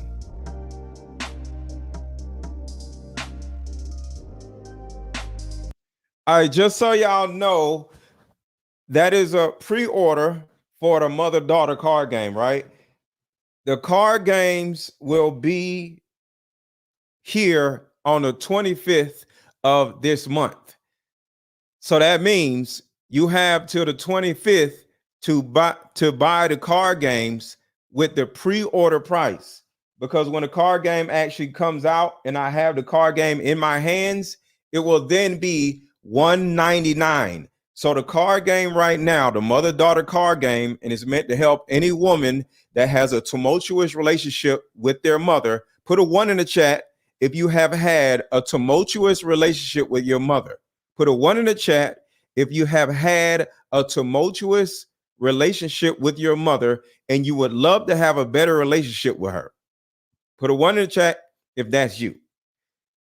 Buy my mother-daughter card game right now because it's in pre-order, which means you're getting a huge discount. It is only $62 right now, but when it comes out on the 25th, it will be $200. So I suggest everybody watching, pre-order your mother-daughter card game right now, so you'll get it for $62. Because when it comes out by the 25th, it's going to be $200. So the link is in the chat. Hit the link and buy your mother-daughter card game if you either have a bad relationship with your mother or you know somebody close to you that has had a bad relationship with their mother. Click the link that is in the chat right now. Click the link that is in the chat right now. Click the link. I'm here to help women let go of their childhood trauma with their mothers. The card game is at a discount right now at $62. If you wait, it's going to be $200 and then you're going to be mad. All right. All right. So let's get back to the videos. I'm just here to help. That's all I'm doing. I'm just here to help. Dumping them in alleyways. It's horrifying. And it's all done. Do you have a card game for mother and son? I'm going to have that card game next. I'm creating one card game at a time. So right now I have my Diva Discussions card game, which is at the same on the same website. Diva Discussions card game. This one is $35. And then my mother-daughter card game that is in pre-order discount at $62. And the next card game that I come out with will be a mother-son card game. So yes, I ain't forget about y'all.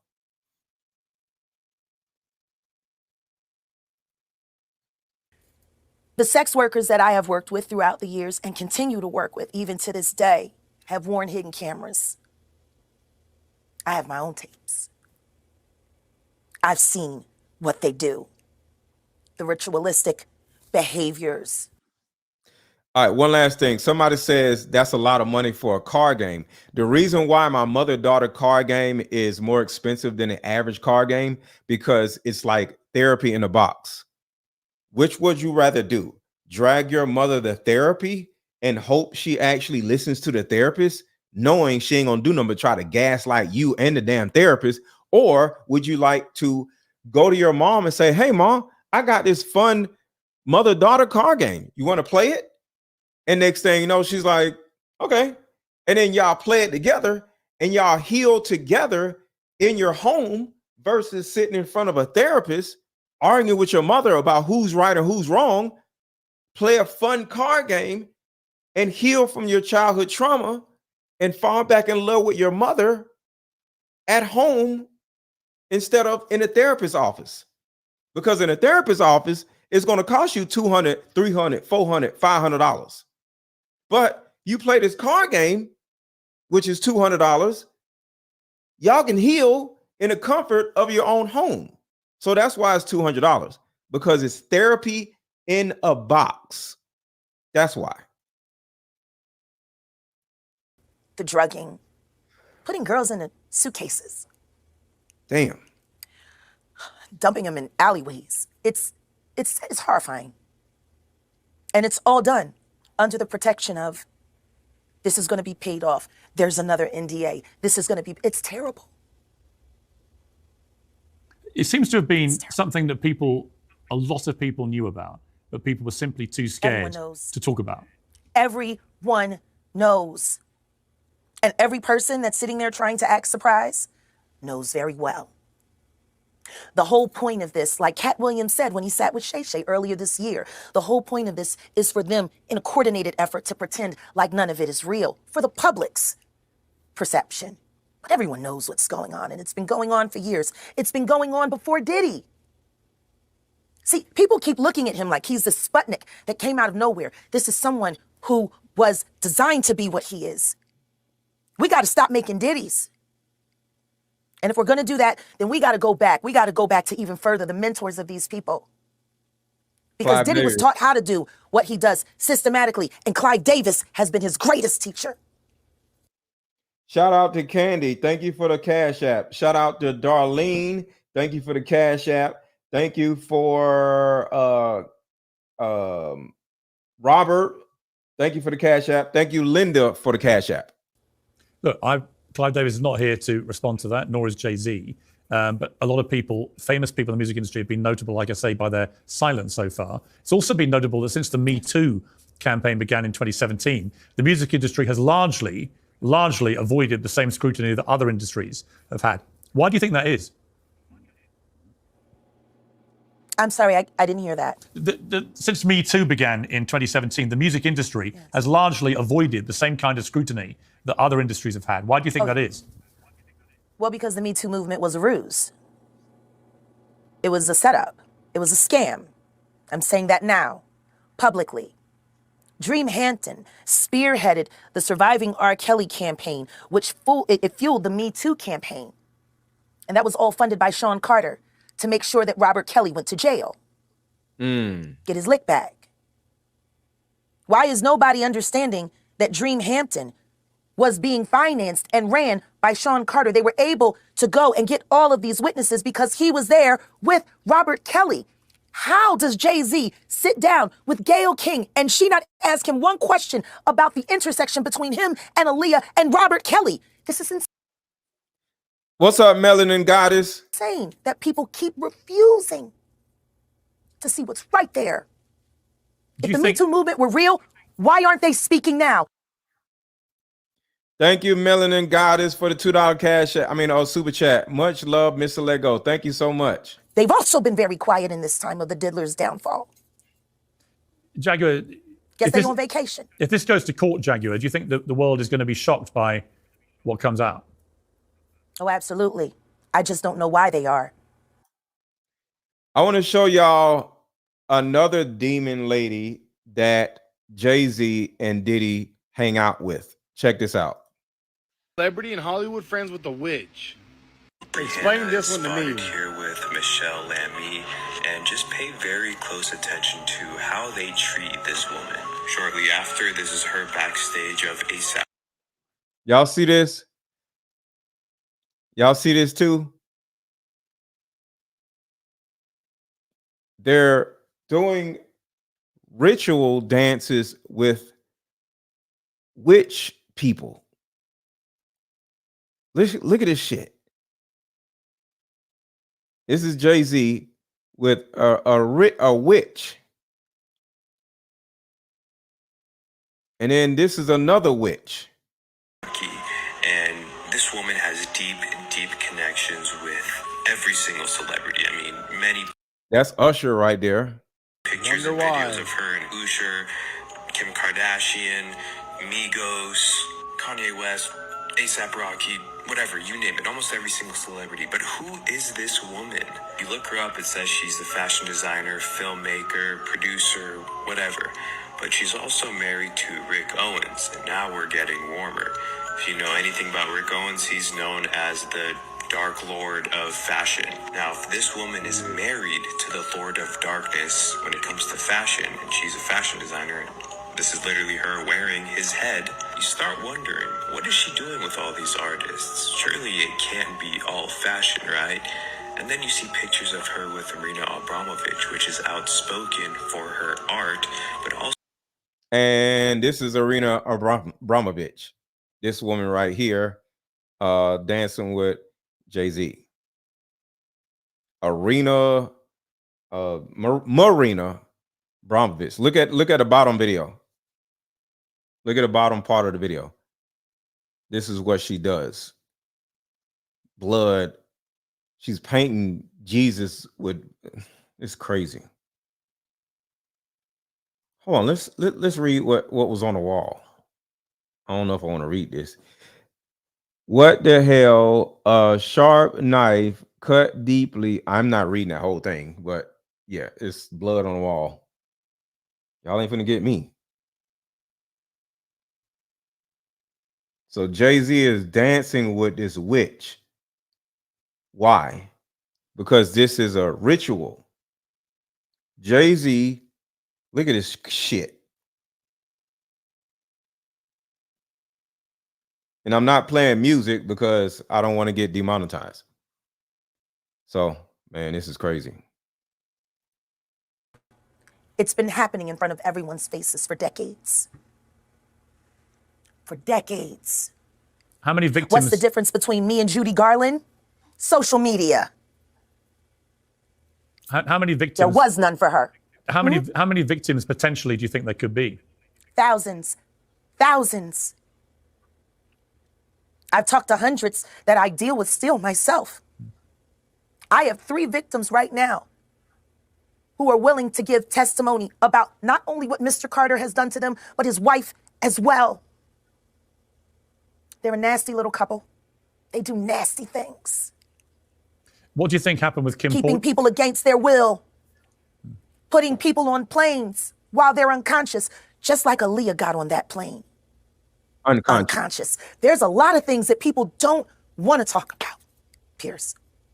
Listen, like I said, Jay-Z and Beyonce are not here, unfortunately, to respond to that. I know. I'm just being honest with you. You're perfectly entitled to your views, obviously. Kim Porter, Yes. a new book claims that Diddy may have been involved in her early death. What do you think of that? I think people should really look into that more. I am friends with Albie Shore. I love him. I love his children. I knew Kim. We used to all hang out together at the Kit Kat Club back in the mid-90s when Diddy was first starting his reign. I watched that whole thing happen. And everything that Albert has been through, every attempt on his life that has been ignored by the authorities, it all leads back to Diddy and every party. His excitement was contagious. I was getting really excited too. Yes, a gender reveal. And he cut me off. Yes, of course. This is what Diddy made Kim Porter do. Listen to this crazy mess. We're doing all of that. But everyone is going to want to sleep with you right before you give birth. My heart sank in my chest. Everybody is going. Right before you give birth. You hear that, right? This is Diddy and Kim Porter. To want to what? Everybody. You know, Will, Jada, XXX. Will, Sean, I'm Jada. having your baby. He verbally waved me off. I was going to be gang banged at 9 months pregnant. Oh my God. What? Yeah. Yeah. We can't make this up. I'm not feeling very well. Thank God the kids aren't here. This is all these rituals. And this is when Diddy blanked Kim Porter. Weekend so I can rest. Well, why can't I get my doctor? Why won't he pick up the phone? Oh, no. no. I called Sean from my bedroom. Sean picked up with an air of superiority in his tone that let me know it was too late for me. He spoke confidently into the phone. Hello, I screamed at him. You bastard. There's literally nothing I can do. I could only ask, did you ever love me? Instead of answering the question, he responded, the most important thing to me in the world is loyalty. I gave you everything. You went to someone else. You left me just like everyone else did. And you were going to expose me? I shouldn't have threatened him. I should have just published the book. I'm going to die like Heavy D, like Biggie, like Pac, like so many others. And it's because he is a monster, plain and simple. Then I shot out a group text. I let everyone know he got me. Then I called 911. As I sat here waiting for the ambulance, I'm writing this chapter and praying that I make it to the hospital. I don't feel like writing anymore. I may not be around to see it print. It's okay. I'm sending it out. He won't get away with this. And that's how it ends. The end. She sent out a group text. He got me. I've been waiting for this, Jag. Thanks, Aaron, for sharing. We needed to know this. Shout out to Lisa. Thank you, Lisa. When I met Tupac, Sean and I had an open relationship, and yes, I slept with Pac. Shit, he was sexy. Sean didn't mind. Well, not until he tried to get Pac to join both of us. Oh. Pac was not good with that. This is where the relationship between them became strained. We were all in Sean's house. I was drinking. My baby's bad, isn't she? Pac threw me a sly smile. Hell yeah. You think you hit it better than me? I couldn't believe he disrespected me that way. Sean, what the fuck? Pac came to my defense. Damn, bro, you ain't got to do the sister that way. Tupac appeared upset behind Sean's words. I think my dick's bigger than yours. I bet I can make her come faster than you. What's up? Pac was appalled. What the fuck you talking about, nigga? I ain't trying to run no fucking train. Sean continued. What you scared of? Let's see who fucks better. Let her be the judge. Let's see who fucks better. Let her be the judge. I wasn't the only one upset. Pac shouted, nigga, you talking about pulling your fucking dick out? Sean was undaunted. What, you scared? Tupac simply left. Things were contentious since then. The two would not be in the same room. Pac avoided me as much as he did Sean. Months passed with only the tension between them. I walked into Sean's office. He was having the conversation. Sean sat across from Jimmy Henchman. Everybody know who Jimmy Henchman is? And did I mention, promise to pay back? Oh. Why did I keep forgetting I got that right there. Let me just, I'm going to screw my whole channel up. All right, back to Jaguar. The wiretapping of the phones, putting AirTag on children during visits. These are normal practices that these people do. Jaguar, I got to leave it there. I really appreciate you joining me. Thank you very much. Hey, and Jay-Z sacrificing people and shit and nobody tell me this? No, like for real. They are so heavily clothed. They are so clothed that you wouldn't even see it. Nobody is seeing this unless you really do your due diligence and like research.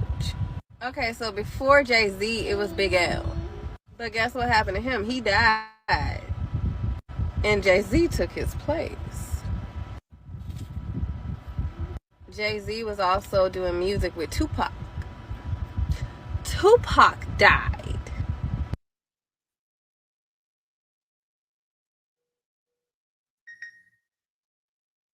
It messes up right here. Hold on a second. It messes up. Thing is, Mary J. Blige. Remember, didn't even. So sedated, she didn't even remember, didn't even know she was supposed to even be on a flight. And the crazy thing is, Mary J. Blige said that she was murdered. She said literally, it was a spiritual murder.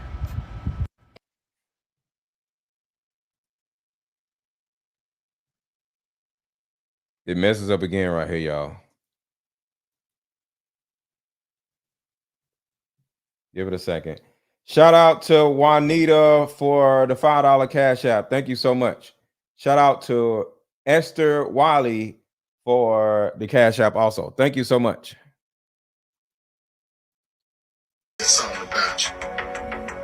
And word is Beyonce is possessed or is a demon and she be climbing on roofs and windows and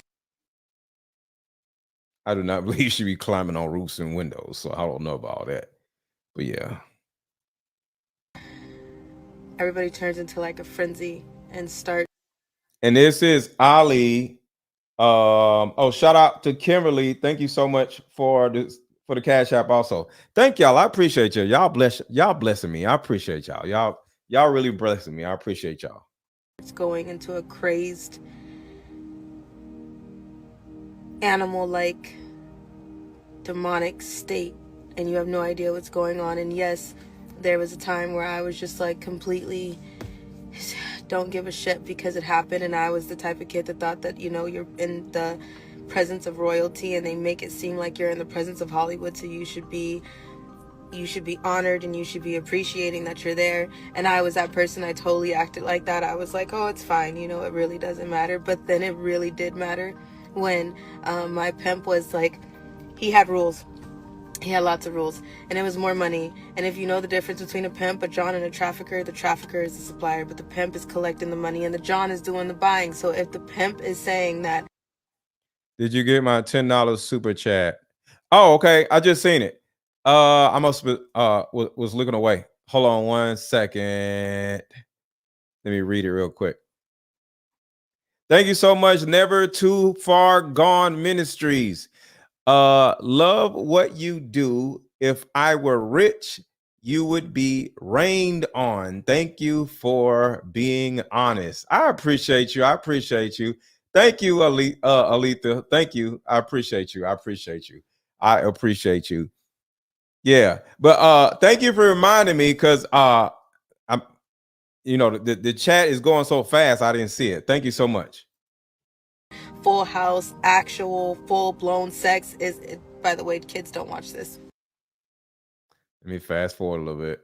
That you can just walk through tunnels. You'll get stuck. So this is where she talks about tunnels. Check this out. Tunnels. We had to take an elevator and stairs. We had to be led. There is no way that you can just walk into a tunnel. The entrances and the exits are in your face, but there's no way that you can just walk through tunnels. You'll get stuck.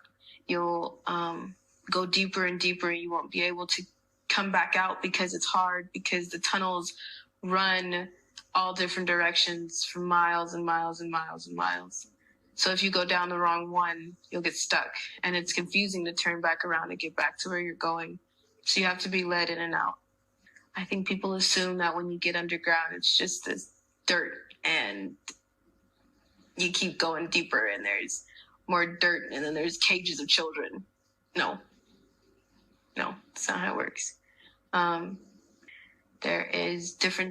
There's cities underground. There's warehouses underground. There's actual homes underground. People build these tunnels, and they've built them for decades. There's a lot, and elite celebrities, they go down there for parties.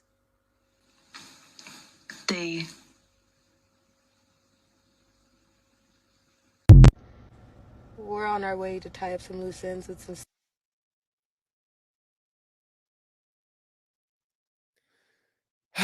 So I want to ask y'all, do y'all believe that Jay-Z is a part of all this also, or do you think it's just Diddy?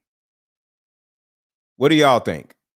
Do y'all believe it's just Diddy that is doing all these things, or do you think it's also Jay-Z? Yes or no?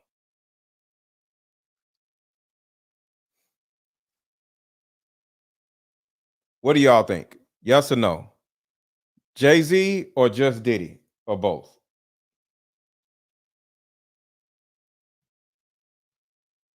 What do y'all think? Yes, also Jay-Z. Jay-Z is a huge part. Yeah, man. It's so bad where you don't want it to be bad. You start looking at all this stuff and you just Celebrity like, and Hollywood friends with a witch. like, Explain this one to me. Here with Michelle Lamy. Why are they just pay very close. Why are they hanging out with witches? You know what I mean? Like, and you get to the point where you just like, I don't get it. Why is everybody hanging out with witches? Usher, why are you hanging out with this witch? Like, what are you doing? Jay-Z, why are you dancing with this witch? So it's like, you can sit back and say, oh man, they not doing nothing, but you see them in real time hanging out with witches. So it's like, how can I turn around and vouch for something? Because I'm gonna tell you right now, if my best friend was hanging out with a witch and doing all this demonic mess, I'm not gonna mess with them no more. And then you sit back and just think about the media. I want to show you this. This is like repeat basically. So I want to show you right here how Diddy, not just Diddy, but people over Diddy, the police are paid off. The record companies are ran by these people, and then the media is paid off. Watch this. Listen to the media repeat basically the same line over and over and over, all on different stations. While looking for health information in the Twitterverse. Be extra cautious while looking for health information in the Twitterverse. Be extra cautious while looking for health information in the Twitterverse. Be extra cautious while looking for health information in the Twitterverse. Be extra cautious while looking for health information on the Twitterverse. Be extra cautious while looking for health information on the Twitterverse. Be extra cautious while looking for health information in the Twitterverse. Be extra cautious while looking for health information on Twitter. Be extra cautious while looking at health information on Twitter. Be extra cautious while looking for health information on Twitter. Be extra cautious while looking for health information on Twitter. Be extra cautious while you're looking for health information on Twitter. This is extremely dangerous to our democracy. This is extremely dangerous to our democracy. This is extremely dangerous to our democracy. This is extremely dangerous to our democracy. This is extremely dangerous to our democracy. This is extremely dangerous to our democracy. This is extremely dangerous to our democracy. This is extremely dangerous to our democracy. This is extremely dangerous to our Y'all see this mess? democracy. This is extremely dangerous to our democracy. This is extremely dangerous to our democracy. This is extremely dangerous to our democracy. This is extremely dangerous to our democracy. This is extremely dangerous to our democracy. This is extremely dangerous to our democracy. Why? Why? Why is this happening? Because when everybody's paid off, you can't go anywhere for safety. You can't go anywhere with information. Except for here, because I ain't paid off by no damn body. I'm paid off by y'all contributing to the channel. See, when our own community pays us, we don't need the white man. We don't need these old white people. We don't need them. We can be our own media. We can be our own media. I don't need no old ass white man in my pockets like Diddy. Here's an old white man in Diddy's pockets. And I've always had. This is Clive Davis, an old ass white man in Diddy's pockets funding him. Y'all fund me. Think about that. You fund me, not no old ass white men. Total love and support and understanding that after my second marriage failed, because I had been 100% heterosexual up until that point, that I opened myself up after the failure of my second marriage, having read something about bisexuality. My story was different. I just found that I would open myself up to the possibility of a relationship based on the person and not on gender. And I did after seeing a man or a woman for about a 4 or 5 year period of time, interregnum, entered into a relationship with a man. And I just revealed that because that's what the facts were and are. And to the extent when I was aware, I immediately told my children. My children knew of that. My closest friends certainly all knew because we. Yeah, Clive Davis allegedly got rid of Whitney Houston. Yes. We would take trips together. I would take 3 or 4 trips a year, 2 with family, 2 with friends. We would all do it together.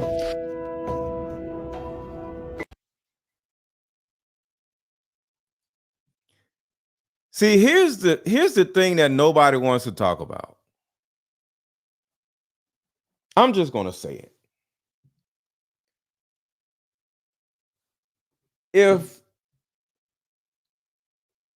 I'm just going to say it. If you gay, you don't really have to care about women because you don't date them. And this is just my opinion because I don't know. But I think all the things that Jaguar Wright, was saying about throwing women away, like, put them in suitcases and all this stuff. I think it's a lot easier to do those heinous things to women when you don't date them.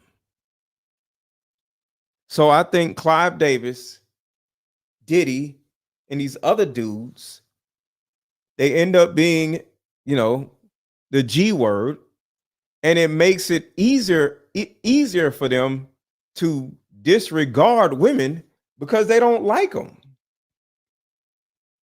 They don't want to be with one, so it's easy to just throw them away like they some trash because they don't want to be with women. Yes, that was Clive Davis talking. Yes. Yeah, so it's like that's part of the agenda. They want everybody to be gay. Shit is crazy. Shit is absolutely crazy. Period, more than 3,000 people reached out with allegations against Diddy. Y'all, this press conference just ended and my jaw was on the floor the entire time. So all these people reached out to the Tony Busby law firm, who is a prominent Houston attorney. Now, out of those 3,000, there are so far 120 that they are pursuing legal action with. But you can expect more as they continue to vet these and collect more evidence. Now, these victims are evenly divided, 60 of them male, 60 of them female. The racial breakdown is 62% black, 30% white, and 8% Hispanic or Asian. Out of these 120 lawsuits, 25 of them were minors at the time, with the youngest being 9. There were also others who were only 14 or 15 years old. Now, all this abuse happened between 1991 and 2024, with most of these victims coming forward from 2015 or later. The abuse occurred in 25 states, but the vast majority of it occurred in California, New York, Georgia, and Florida. It happened at parties, after parties, auditions, and apparently the homes of well-known individuals. And almost all the victims had the same MO. They were lured into situations, given drinks. Those drinks were laced. Once the drinks took effect, the essay would begin. Victims were sometimes passed around while others watched. And if they tried to fight it or report it, they were met with threats of violence, bodily harm, or financial repercussions. Anyways, I am running out of time, so I'm going to make a part 2, which I'll record right now and have it up shortly. Make sure to hit the follow button because it's going to get a lot worse. Said to me, take your clothes off. They told me they were going to burn all my music. Oh, you think P. Diddy's a monster? He is. But wait till I show you how Steve Harvey pimped out his own daughter to P. Diddy and his son. It's gonna get dark and weird, so buckle up, because this is not the family man that we all thought he was. In fact, Steve Harvey is probably the worst father in Hollywood. And it all connects to P. Diddy and those freak-off tapes. Pay attention. You see, Steve got 7 kids, 4 biological and 3 stepkids. However, there was one particular kid that Steve always treated so special, none other than Lori Harvey. He would always take her on father-daughter dates and vacations and all that. Oh, you thought it was because of love? Nah, it's more wicked than that. His twin girls, though, never received any special treatment. Not only did they not go on father-daughter dates, they actually did an interview about 4 months ago. They don't even talk to their father. These 2 women right here, I think one of them lives in Atlanta.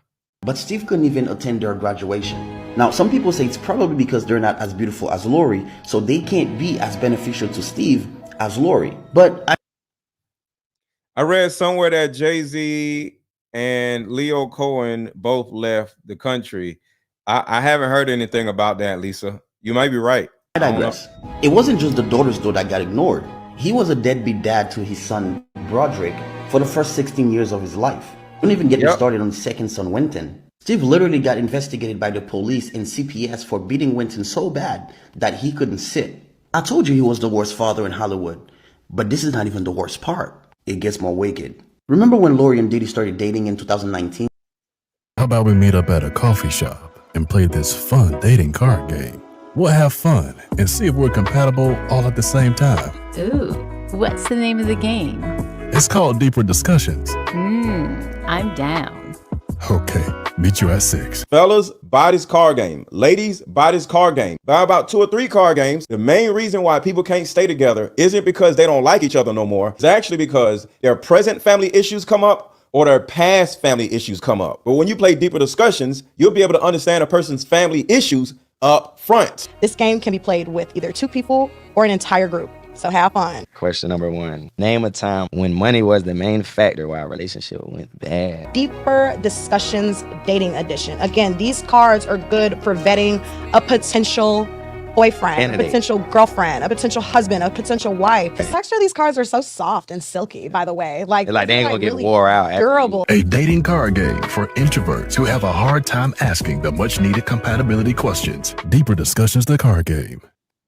All right, y'all. We are almost at 15 card games sold. Let's get to 20 card games sold. All we need is 5 more people to buy my Deeper Discussions card game. This particular card game is only $35. I need 5 people that are watching in the chat right now, or 10 people, to buy my Deeper Discussions card game. If you would like to contribute to the channel and get something in return, this is the best way to contribute to the channel. Cash apps are great, super chats are great, but this is even greater because I'm actually giving something to you that you can utilize that will help you in your dating life.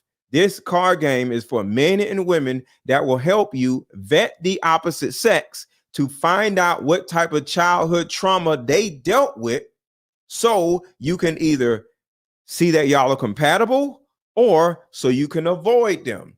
I need 5 people that are watching right now to purchase my Deeper Discussions card game. It's only $35. It's the best $35 that you'll ever spend.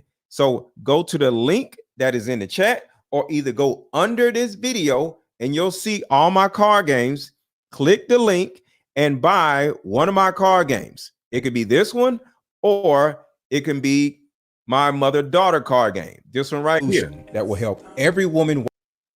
So everybody right now, either buy my Deeper Discussions card game, or, well, either buy my mother-daughter card game or buy my Deeper Discussions card game. Right now, we only need 5 more people to get to our goal. So right now, everybody watching, let's go. 5 more people purchase my Deeper Discussions card game or my mother-daughter card game. The link is in the chat. The link is under this video. All right, let's get back to the videos. He was 49. She was 22. So how? All right, hold on. Let me back it up a little bit so y'all can get context. Remember how Steve Harvey literally hold out his own daughter to Diddy? For beating Winston so bad that he couldn't sit. I told you he was the worst father in Hollywood. But this is not even the worst part. It gets more wicked. Remember when Lori and Diddy started dating in 2019? For context, he was 49. She was 22. So how could the family man let this happen? Because he set it up. Pay attention. See, according to sources, Lori wasn't a willing participant in all this. Steve allegedly forced her into Diddy's arms, seeing it as an opportunity to elevate the Harvey name. More disturbingly, Lori herself explained how she was being set up by Steve. She also said that not only was Steve a familiar face at the Diddy parties, but he was allegedly caught on tape doing some freaky stuff, if you know what I mean. Steve Harvey, Jay-Z, all these freaking people. All of these freaking people are disgusting. Even pastors. Pastors are trash too. Buckle on the shoulder, right? That shows me that this is an Alexander McQueen shirt. That is the Alexander McQueen shirt. Can y'all see how much this shirt costs right here? If we do it alone. The people in Houston that dealt. Y'all remember that? Put a 1 in the chat if y'all remember this crooked pastor. So it's not just rappers, it's pastors also. Where's the here's the original video right here. Here's the original video. People displaced. God gave me a vision, and he said we can do it in 21 days. I'm asking 2,100 people to give $2,100. All of these people displaced. God gave me a vision, and he said we can do it in 21 days. I'm asking 2,100 people to give $2,100 in the next 21 days. I wanted to spend a moment to give you the state of our church and to let you know where we are after the unfortunate events of Hurricane Beryl that came at us unexpectedly. This storm was not created for us. I would not be selfish to just have you pray for us alone. For when we got the news, 2 million people at the time of impact had no power. But F those people. No food. Some had no air conditioning. They were in literal heat waves because the temperatures in Texas are unforgiving. But we are a resilient people, not just the city of Houston. Buckle on the shoulder, right? That shows me that you see the buckle on the shoulder, right? That shows me that this is an Alexander McQueen shirt. That is the Alexander McQueen shirt. Can y'all see how much this shirt costs right here? Y'all see that, right? He's sitting here telling y'all to give him $2,000 while he's wearing a $900 Alexander McQueen shirt. If we do it alone. The people in Houston that dealt with the same hurricane that your church is dealing with, they're doing it alone. And this is why you're a piece of Mr. Keon Henderson. You're sitting in front of your people with a $900 Alexander McQueen shirt on, asking people for $4 million to rebuild your little stinking ass church when people in Houston are without power, without AC, without food, without water, some of them without roofs. And your dumbass is sitting here requiring your people, as you sit in Joel Osteen's church, who is worth $50 million. Do you ask Joel Osteen for some money? No. You ask people who are going through the same shit as you're going through for $2,100 that they don't have. As a church, your job is to galvanize your people so they can help the community, not your punk ass. I'm asking 2,100 people to give $2,100 in the next 21 days. What? Bro, what are you talking about, man? It's like you can't trust people on TV. You can't trust rappers. You can't trust celebrities. You can't trust pastors.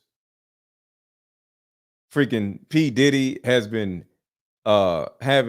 allegedly having sex with TD Jakes, out of all people.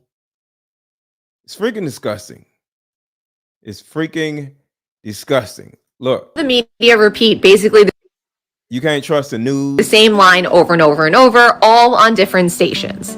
This while looking for health information in the Twitterverse. Be extra cautious while looking for health information in the Twitterverse. Be extra cautious while looking for health information in the Twitterverse. Be extra cautious while looking for health information in the Twitterverse. Be extra cautious while looking for health information on the Twitterverse. Be extra cautious while looking for health information on the You're predator than any. Can't trust Usher. Usher ain't shit either. If he can be a predator, then anybody can be a predator. You feel what I'm saying? Like, people look at Usher, they don't see that. They not seeing the victim. They not seeing that boy that got rushed to the hospital. They not seeing what the intentions was in his heart when he took Justin Bieber there. Oh. Let's be honest. He took Justin Bieber there. Diddy had been trying to get to Bieber for a minute.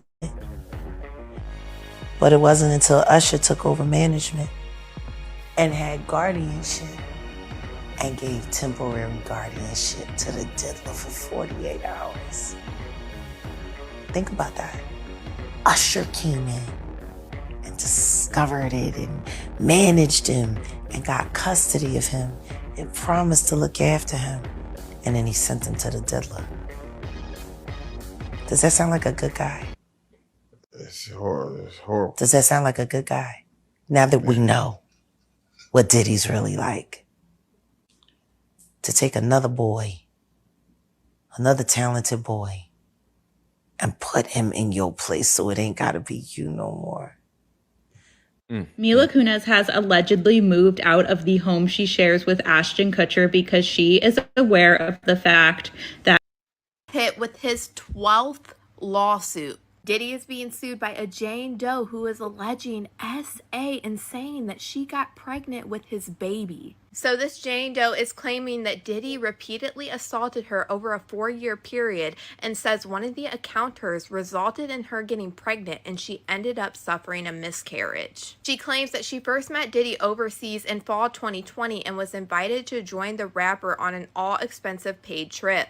The woman says she saw Diddy regularly between 2021 and 2022, with the rapper and his team arranging for her to meet up with him at his homes in Los Angeles, New York, Miami, and other various locations.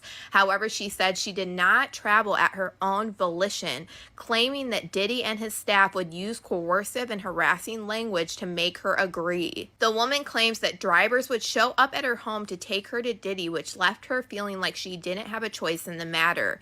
The woman also alleged that Diddy would use spiked alcoholic beverages as a way to force her to do his bidding, saying Diddy forced her into these encounters in April 2022 while she was at his home in LA. This woman claimed to have sustained physical injuries from her encounters with Diddy, including one during spring 2022 where she says she was left with purple bruises and a bite mark on her feet. She says she does not remember how she got the injuries. The woman also accuses Diddy of forcing her to take ketamine and other drugs in July 2022, which resulted in her blacking out. She said that after this alleged incident is when she got pregnant. According to the lawsuit, one of Diddy's associates called her repeatedly, harassing her to get an abortion, but she said she ultimately suffered a miscarriage. She said she tried to get space from Diddy after the miscarriage, but Diddy would allegedly harass her with calls and texts until she agreed to see him, which she claims continued through July 2024. The woman says she feared for her safety during this time, having witnessed Diddy slap and abuse other women. She also alleged that he'd found some way to track her location and monitor her conversations. The amount of lawsuits filed on Diddy is absolutely insane. We just keep learning more and more, but you guys let me know what you guys think about Diddy's 12th lawsuit in the comments. And real quick, I'm doing a live stream tomorrow. We're going to talk about Kamala Harris. I'm playing a little bit of it now. And how she's connected to all of this, because we can't trust nobody. Yes. And a bombshell news story today from the Border Patrol agents are warning that children as young as 8 years old are being recycled by different smugglers at the southern border. So we're going to talk about this tomorrow. How Kamala Harris is actually a part of all of this trafficking stuff, and how her letting everybody in the border is helping people like Leah Cohen and P. Diddy traffic more, you know who. So I'm doing that show tomorrow, and what I need y'all to do right now is there's a link that is in the chat right here that says join Let Go Mafia. Click that link right there. It's only $20 a month. It is my rendition of Patreon. So you know how somebody says join my Patreon or join a membership? Well, that is my form of Patreon, and it's only $20 a month. And what you're going to get with that $20 a month, one, you're going to get notified when I go live. Two, you're going to be able to share your opinion about my live streams, and you'll be able to give me feedback on what you want to see next. Imagine watching my live stream, right? And you're like, yo, you did this, you did that, or I wish he would talk about this. Well, now if you join Let Go Mafia, we can have full-blown conversations in in the forum all day long. You'll have full access to me, pause, all day access to me, and we could just have conversations. And also, we're going to have a live, we're going to have watch parties. So I want to have a live watch party where all of us together watch Blink twice, because I'm going to watch Blink twice the second time. So hit the link that says Let Go Mafia and join for $20 a month. And we're going to have watch parties. And also, we're going to have Zoom calls where y'all can ask me whatever it is that y'all want, whether it's about childhood trauma, whether it's about making money on social media, whether it's about why are men the way they are, or why are women the way they are. And some of y'all really don't know who I am. I've been coaching women for the last 7 years. So I know a lot about the idiosyncrasies of men and women and the reason why we can't necessarily get along or operate cohesively. So hit the link that you see in the chat called Let Go Mafia, is a blue link, and join us. And we are going to put together a society where, just like we are in this chat, working with each other and talking to each other, we'll be able to be in the chat offline also. So hit the link, hit the link, hit the link, and join Let Go Mafia. It's just like anybody else's Patreon. I just didn't want to do Patreon.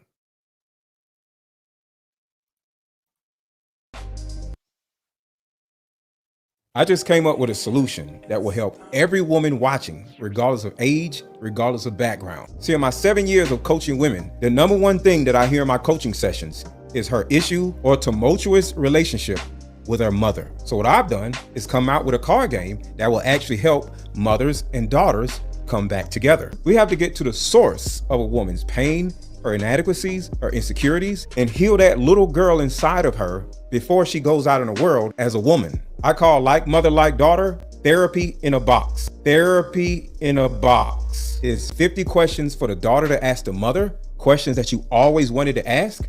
And it's also 50 questions for the mother to ask the daughter. But when you're able to ask the questions that you always wanted to ask to your mother without her getting upset, without her pulling rank on you, the lines of communication are now open. When women are finally able to forgive their mother, forgive their father, forgive what happened to them, and most importantly, hear her mother's side of the story that she never divulged to you, relationships outside of the household would then blossom. Because for most women, there's a hurt little girl inside of her that never had an opportunity to be seen or heard. All of the resentment, the lack of being heard, but all that stops when you buy my new Like Mother, Like Daughter card game. Order it now. The link is under this video. Click the link and let's start healing. Thank you, Alicia.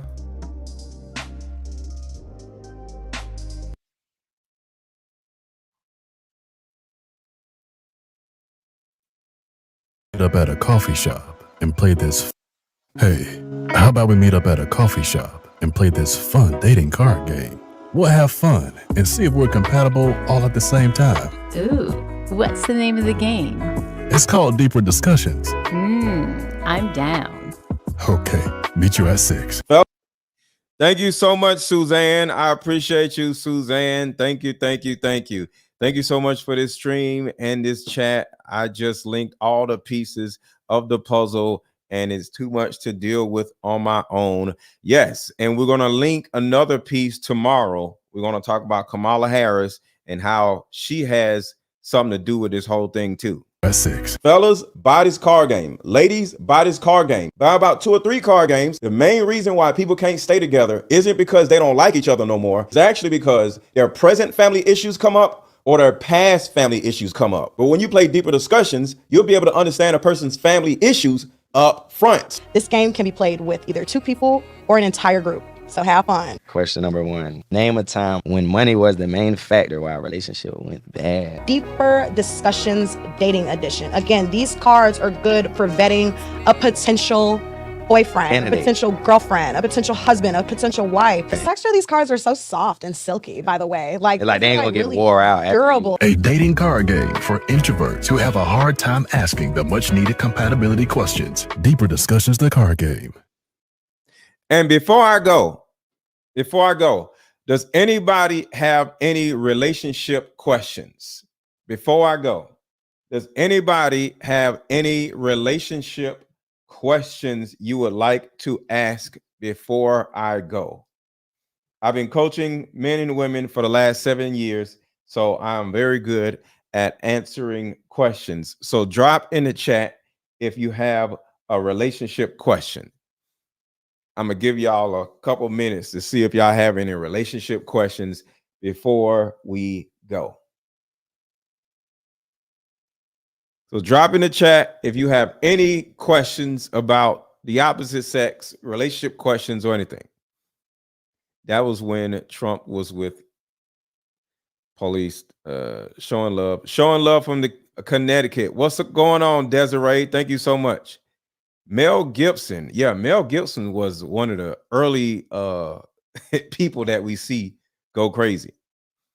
All right, y'all, going once, going twice. Does anybody have any relationship questions if y'all would like to ask it? Yes, this is the place. Thank you, thank you, thank you. Just bought the cards. Appreciate you, appreciate you, appreciate you. Thank you, LaShawn. How can men do what? How can men do what? Where else can... All right, so y'all ain't got no relationship questions. Who is Sky Blue? What are y'all talking about in the chat? Who the heck is Sky Blue? What is Sky Blue doing? Come on, please help Sky Blue. What? Would I ever get over this untrust issue? Well, why do you have the trust issue?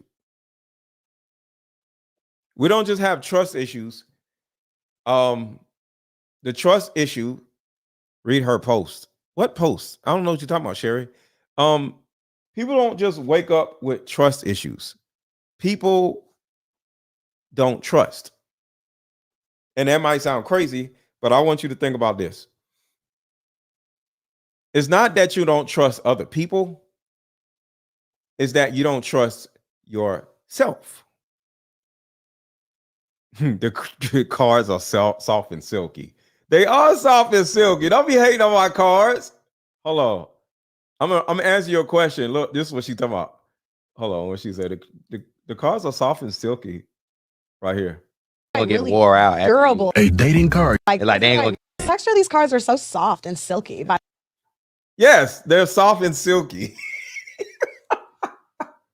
I actually had to pay more money to make them soft and silky. But look, to answer your question, somebody asked a question. Ask your relationship question in the chat. Ask your relationship question in the chat. Somebody said, why do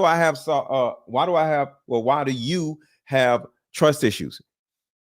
Your trust issues are with yourself, because most likely you went in a direction and somebody screwed you over and now you feel bad. It's not about them screwing you over. It's about you identifying a person that screws people over. See, trauma usually comes from staying. Your trust issues are there because in most cases, not all, but most, you stayed. Because if I'm dating a girl and she slaps me in the face, or if I'm dating a girl and she steals something from me, or if I'm dating a girl and she steals some money, I don't have trust issues. I'm just going to get rid of her.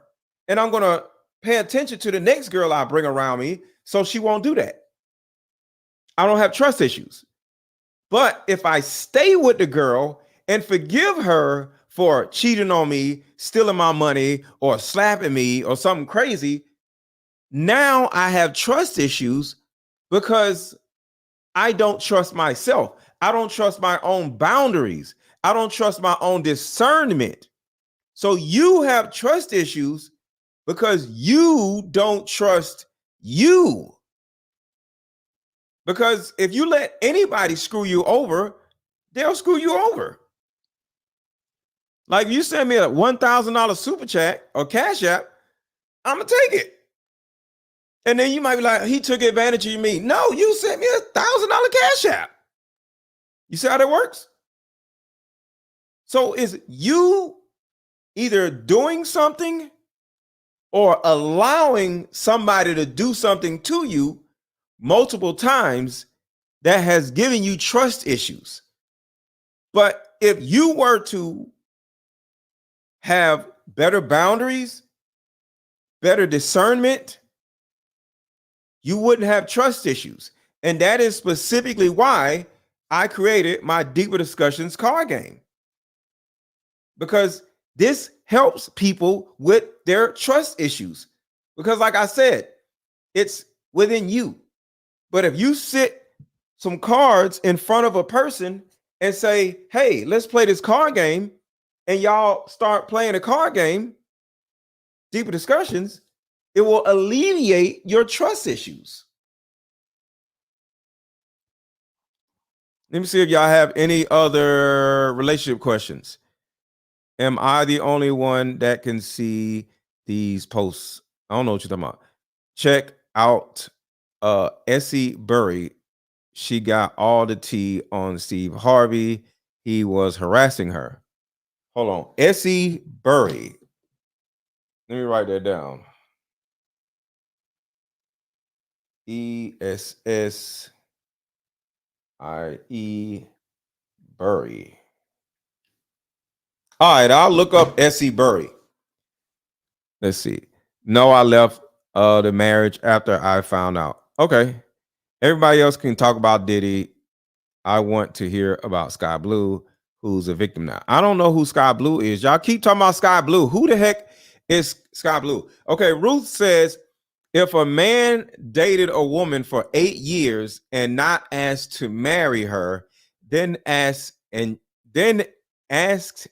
cheats and calls off the wedding 1 week before, why does the woman still want the guy, and the guy now still will go to counseling with the woman?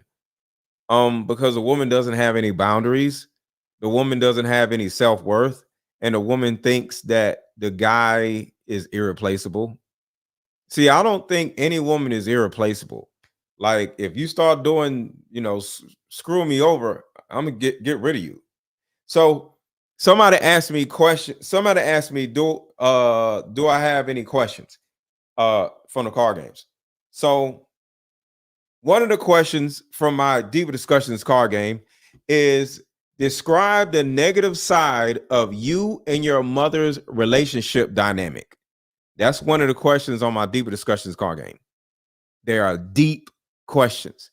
Describe the negative side of you and your mother's relationship dynamic. That's a deep ass question. Another question is, how did you contribute to your most recent relationship ending?